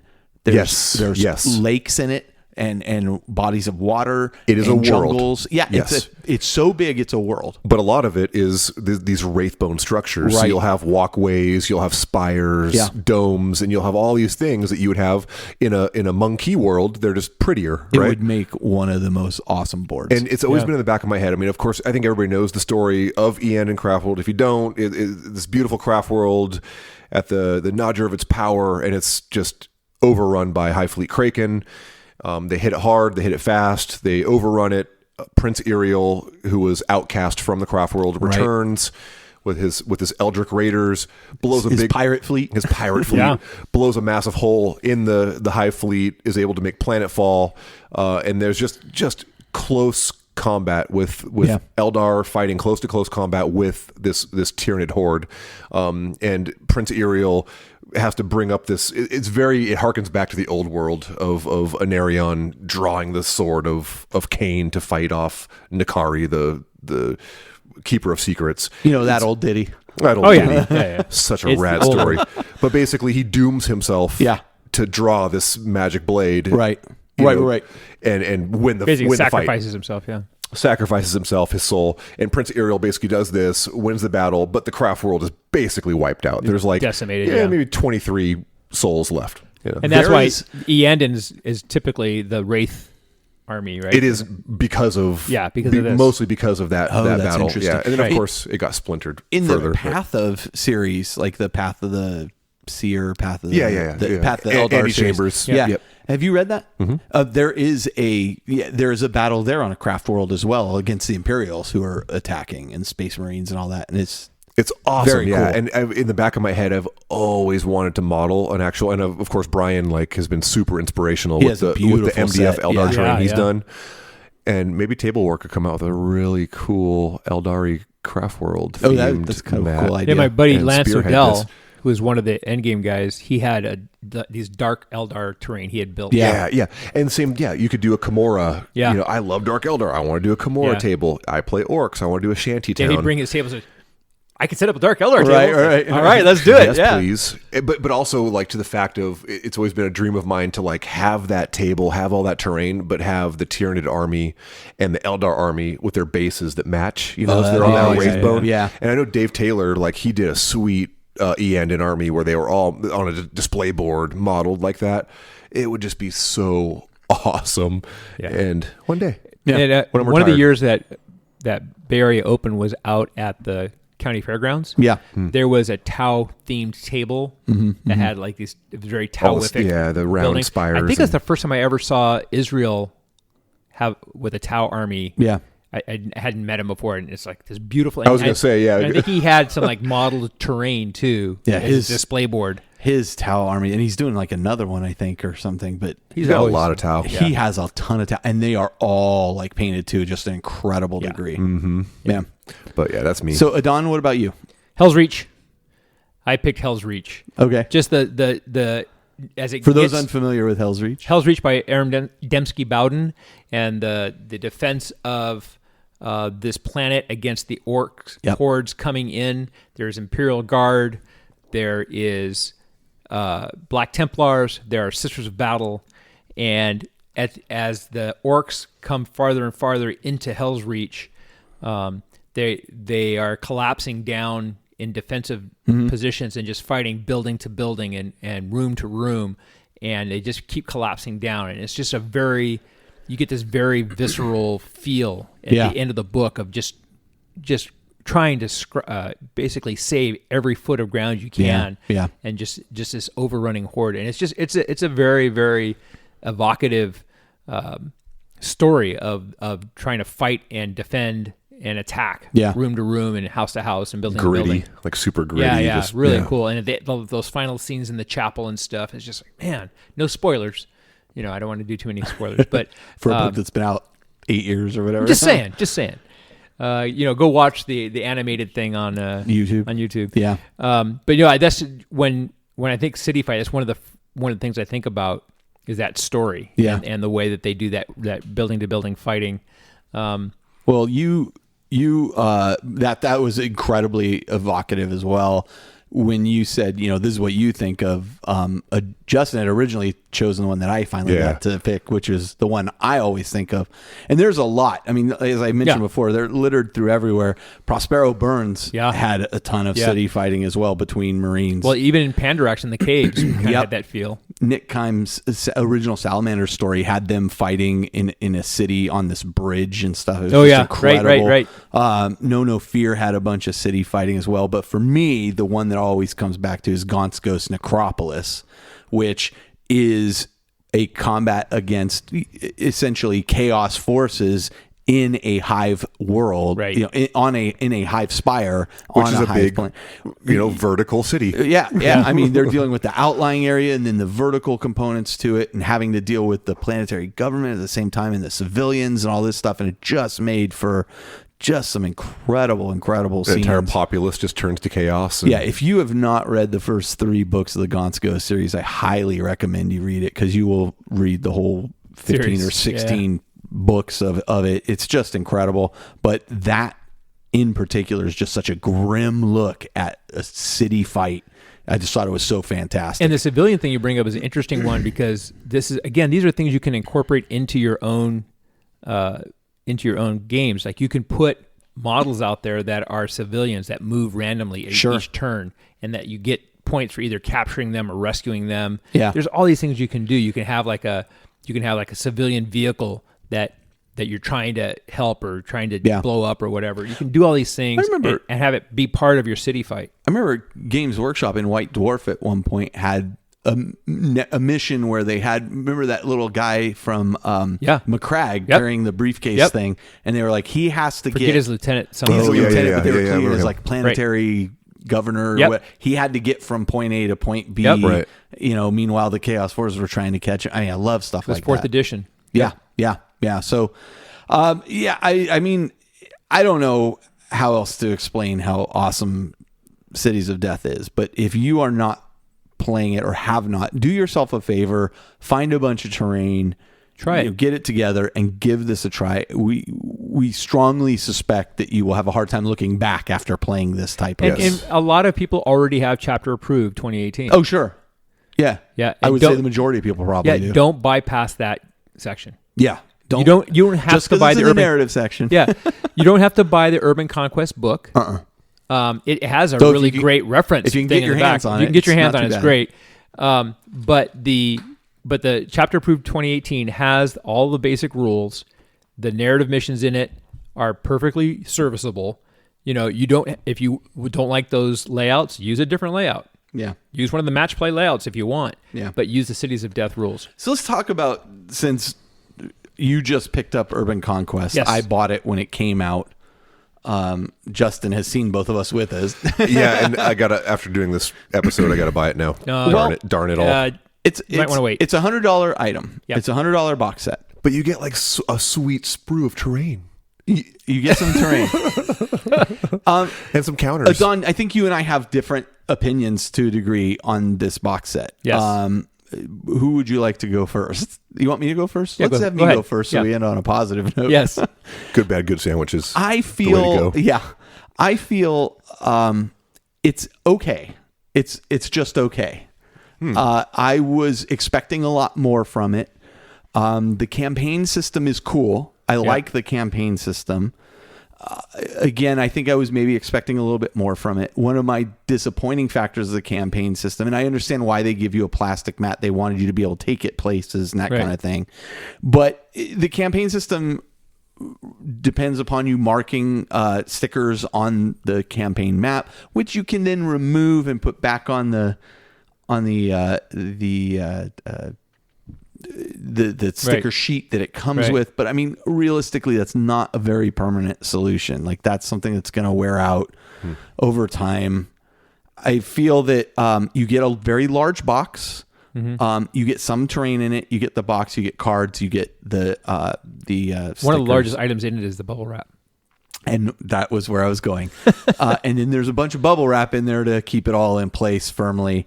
I felt like it probably didn't need to be in such a large box. It probably didn't need to be at the $100 price point. I felt like the terrain was kind of thrown in there, and it's nice terrain. Like, don't get me wrong. And it will look great in Cities of Death stuff when you put it on the ground and all that. You call it terrain. It's not. You don't get buildings. No, let's call it scatter terrain. Yes. Right. It's fallen down. And objective stuff. Fallen down pieces of rubble. It's a, dilapidated and destroyed statue, I think. I think there's a sewer grate. Right. That kind of thing. It's not a building or anything like that. There's a little remote control dealy guy. I almost feel like they should have included one of the new large buildings in there as well, yes, and up the price to $130, and then it would have been worth its weight. But that's a good point, because it's a supplement that's about city fighting, and there's not a building in there. And I'm not clear why the box needed to be this large, other than. Again, here's the thing. I didn't take it back and try to return it or anything. I looked, I was like, oh, well, okay, I'll make some use of this. I don't feel like I'll get my $100 use out of it. So I think it's the wrong price point for what it is. But I think my main frustration, it could have been so much more. Okay, Adon, what's your take on it? Because we kind of went back and forth before the show started. Well, no, I agree for the most part with what you say. I mean, when you look at the fact, as we said, that most people probably already have Chapter Approved 2018. Yeah. And a lot of the pages all the way down to the photos are basically lifted out of that and placed into this. They have a bunch more stuff. They add the whole campaign thing. They talk about Planetary Onslaught a little bit. They talk, there are other things in it, and it has the narrative and match play stuff. For the record, it's a 96-page square-bound soft book. Yes. 96 pages is the minimum to make a square-bound book, by the way. So I know that from years of So they made the minimum. And some of it is filled with pictures of the city terrain. Yep. There's definitely some filler in here. Yes. It's all thematic. No. It's all thematic. Yes and no. I think if you look at this book, it pretty much matches every other codex and book that they write. There's a narrative piece, there's pictures of the models, and then there's rules. And this follows the exact same format. Mm-hmm. I would have liked to have seen a little bit more in the rules pieces, I think. I would have liked to have seen a little bit more maybe with the missions. I think I like the quick reference things in the back. I thought were awesome. I don't necessarily look at the box for what it doesn't have. I also look at the potential. So the fact that they did it with plastic stuff that you could slide the cards into, the first thing that came into my mind was dry erase markers. So I don't need to put the stickers on the things. I can just use a dry erase marker. Good point. Fair point. Yeah. And I don't need to use the stickers. The magnetic board that we were talking about. Mm-hmm. Right. Yep. Or the other thing that I was thinking is, you know what? Post-it notes. I can make the same little symbol on a Post-it note. I can make my own you could magnetize location cards. You could magnetize. You could magnetize it. Slide. This is actually, I think, what I would do is just slide like a piece of tin or something in there. You figure out what metallic sheet you got to put in there, and then you could just make magnets out of the stickers. Could do that. I think that would be a smarter move. It's a way to go for campaign play. You could do that. You can make your own cards for your own locations. You can create your own worlds. What I see it as a template. Yep. It's a way that you can basically leverage this into the own things. I mean, look at the campaign that you're writing, right? It's great work. It's fantastic stuff that you as a DM are used to doing this kind of stuff. You build this stuff up. Well, this gives you a template to work from to do that exact same thing. Mm-hmm. And so I think I look at it in terms of the potential, not just what do you get. Because I absolutely agree with you. For $100, I would have liked to have seen an actual city building in a city fight. I gotcha. Yeah. I wasn't Yes. buying potential. Or I maybe was like buying, at least like a lieutenant model. I thought it was a A campaign. lieutenant model would have been nice. Yeah. Yeah. But so I see what you're saying. Throw a lieutenant right? in there. I see. standing on some rubble. I could see where someone could very easily just say, "Hey, this is just okay," or "This is too expensive." For me, I was excited by the potential of it, and so it didn't hit me the same way. I will also say, and to be fair, not everybody has to run out and buy it. No, Right. Only And one that's a person in your valid group point. does. If one person in the group of 4 players buys it, that's Yes. $25 a pop. Definitely worth that. Yep. You know, I mean, if you look at it that way, Yeah, that's and probably a fair the assessment. little sprues that are in there. Yeah. Guess what? There's 4 of them. Yeah. So you roll off. Well, who gets each? Gets One person each gets I a guess, sprue. I mean, you can yeah. there's all kinds of ways you can do it, but I think that I was just super excited about this expansion, like when they started advertising and the stuff. first pictures and stuff. And then when I got it, I was like, oh, kind of disappointed. Boy, I'm sure hoping Apocalypse is like, because like the box that they showed looks cool and everything. I'm like, okay. Oh, there's gonna be a new like a. It's full... looks It's like this. huge. Well, Yeah, it'll probably you have know, like the movement trays. Yeah, it's got a big and- thing of bubble wrap in it. Yeah. I think one of the things that also I think helped me with this is that Anthony D'Amore bought this set, and we were going to do an Imperial versus Eldar campaign. Right. Except that one of the 4 players is now leaving the state, and so What kind of loser does that? I know we played one of the missions out of it. Okay. As kind of a test run kind of thing. It was the one with all the Prometheum things, and he has all the terrain. And we put it on that table war mat. I don't know if you remember the pictures of that. It looked We posted it. super awesome. The one that has a little bright light LED table war mat. Oh my gosh, that game was so fun. Nice. It was incredible with Promethean things and this and that, and it was just a great game, and it brought me back into the city fight mindset. Very cool. I was like, this is gonna be awesome. Maybe being a little harsh on it. I just Well, and again, I get super excited about campaign stuff and the potential to be able to do stuff. So I totally get it. In the raw, look at all this reprint stuff out of chapter approved. Man, this is not really worth it. There's some added stuff to it, to be fair. I mean, like, it's but a little it bit is variation. But I for the totally most get part. the meh kind of reaction. Yeah. I get that. Yeah. I look forward to. I want to try the match play missions. Yeah, out of yeah. it, for sure. All right. I think that's it. So thanks. We'll take a break and we'll come right back. Yeah. Hey guys, I'm Caleb. And this is Kat. And we are CK Studios. We want to invite you and your friends to come paint with us at one of our exciting and fun-filled airbrush and hobby weekenders. Our weekend workshops are 2 days of intense hands-on training, working directly with and learning from some of the top gaming artists in the industry. Whether you're brand new to miniature painting or an experienced veteran that wants to up your game, CK Studios has the workshop for you.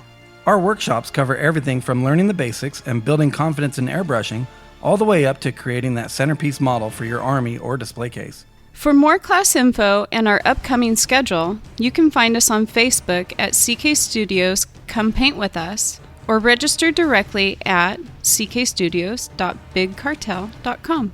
If you can't find a class near you, that's okay. Just contact us and we'll bring a workshop to you. All right. Well, thank you for listening to episode 186 of the Independent Characters. Thank you guys for coming back and recording it. The band is back together. Yeah, that's right. That's right. Got temporarily. Yeah. Well, hey, there will be more gigs for this band. Adon will fly as back. long as I get to keep playing bongos naked. Does this make me Phil Collins? Where is this happening? I don't want to know. I don't want to know. Adon, can't short your contributions to the show. You're still coming back. You're coming back for the Blood Angels and White Scars coverage for Horus Heresy when we do that. I got to tell you. That's a dense book. I'm not looking forward to all the research we got to do for that book. I think I have a CK class to teach. You I guys have glanced through it. I have not read it in depth yet. I have not. Yeah, I haven't had time. I'm me neither. busy writing other stuff. So I'm we'll too busy get to loading it when boxes. we get to it. But you said I'm in. I want to be a part of that. Want to be you that. will be a part of that. May even have Chris Morgan come out here again and join us for that. So. Guaranteed he will fly out. He is the Blood Angels expert, like without a doubt. Yeah, without a doubt. That's all he knows talks about. His stuff. I love you, bro, but you need a new army. You guys got anything you want to throw out there before we? What's CK up to? CK is up to a lot. if you guys are interested in coming and painting with us, we have very talented guys out there like Sam Lenz and Vince Ventrilla and Caleb and I guess myself that are teaching a ton of classes that'll be full of himself. Right up. Talented painters like myself. I said I guess myself. You are, dude. Don't. I guess. I'm working on Sam Lenz status. Yeah. Okay. Man. You got to Lenz, that guy is. That being said, but not as far as I have to go to get to that level. You're killing it, dude. You are absolutely killing it. After I get back from Hawaii, I have like a day, I think, and then I'm going and staying the weekend to take Sam's class. Nice, yeah, awesome. For his large monster class. That's awesome. So we always talk a lot airbrush, but we do a lot of different things like CrossFit. No. No veganism, no crossfitting here. Just checking. Maybe a mud run here or there. All right, anyway. But yeah, that's it. Just check us out. We're on Facebook, CK Studios.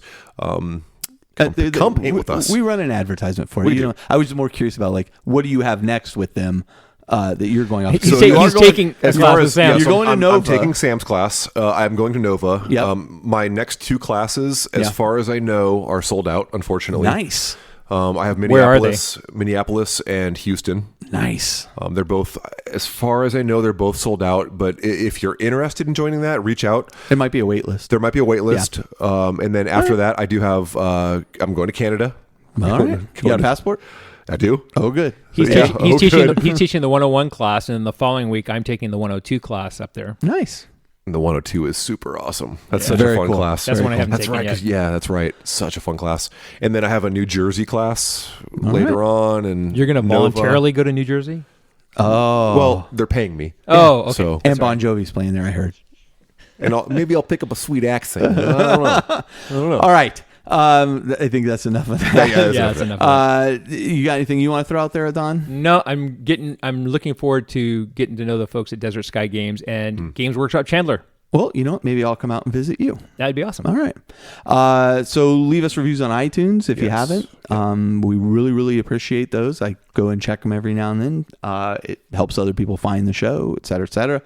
Although, a lot of people find the show. So Facebook. I don't know why I'm shilling shilling for this at this point. Yeah, we have a Facebook group, which is awesome. Yes, it is. Totally awesome. Answer the questions. Yeah, please. Okay. It really helps the mods if you're applying to join the Facebook group. Please just answer the questions briefly. If you are inviting friends to join it and you are a member of the group, know that they do not get served up the questions. So we just deny those outright. It just became too much of a hassle to try to figure this out and message people back and get response. We just our flat stance is if the questions aren't answered, we just deny. So don't add them yourself. Have them apply. Have them apply and join. And it's not like an application. It's answer. It's just questions. A couple simple questions. The one we got yesterday with the weird answer. It was like it said USA. Yeah, it was a spammer trying to join. But the reality is, they don't even have to necessarily answer the questions right. It's just we need the questions answered so we can.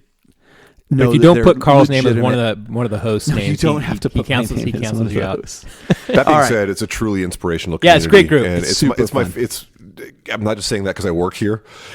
Shell's part of it. It's my favorite place to go. Just to Shell is on it. She's like, this group is just filling up my feed. Like I don't. It's awesome. I go, well, go ahead and leave it, hon. If you don't. Would you rather have like spoilers and political religious jargon? Last but not least, let me pitch our Patreon going on as well. Look, I'm not kidding. Like, this campaign is going to be amazing. I'm very excited about it. It's going to be fun. That is at the highest tier level. You don't necessarily have to join at that level to reap some other benefits as well. Our Discord channel is full of great, like, if you think the Facebook group is great, the Discord channel's the champagne room at the back of the club. Awkward. It is. There's still no sex in it, but it is a lot of great people that are really just. I'm shocked at how busy it is actually. So a lot of fun. There's a total general channel where we don't even talk 40K stuff. We're just talking real life stuff, and then there's the 40K channels and a channel specifically set aside for the campaign. I think you can only get to, and there's one for Age of Sigmar too. There's one for Age of Sigmar. I think the IC listeners get what we're all about. Yeah. And what it takes to get into the VIP room. It's money. Right? It's just money. But the reality is those people in there are our most dedicated fans and want to engage, and we're engaging with them there. And so it's that level of fun is my point. Boom. Anyway. Boom. That's it for me. That's it for you. That's it for you. Yes. Let's go ahead and close this show out. So this is Carl. This is Adon. This is Justin. And we're coming to you from the Astronomicon, where if you're going to play Cities of Death, you're going to need more terrain. And it's never as hot as an Arizona summer. And with all these buildings to paint, it's a great time to be an atheist vegan that knows how to airbrush.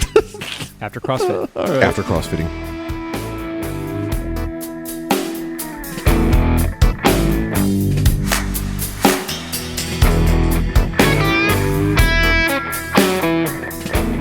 This episode of The Independent Characters is protected by the Creative Commons license. If you have further questions as to its use, you can find information on the front page at theindependentcharacters.com.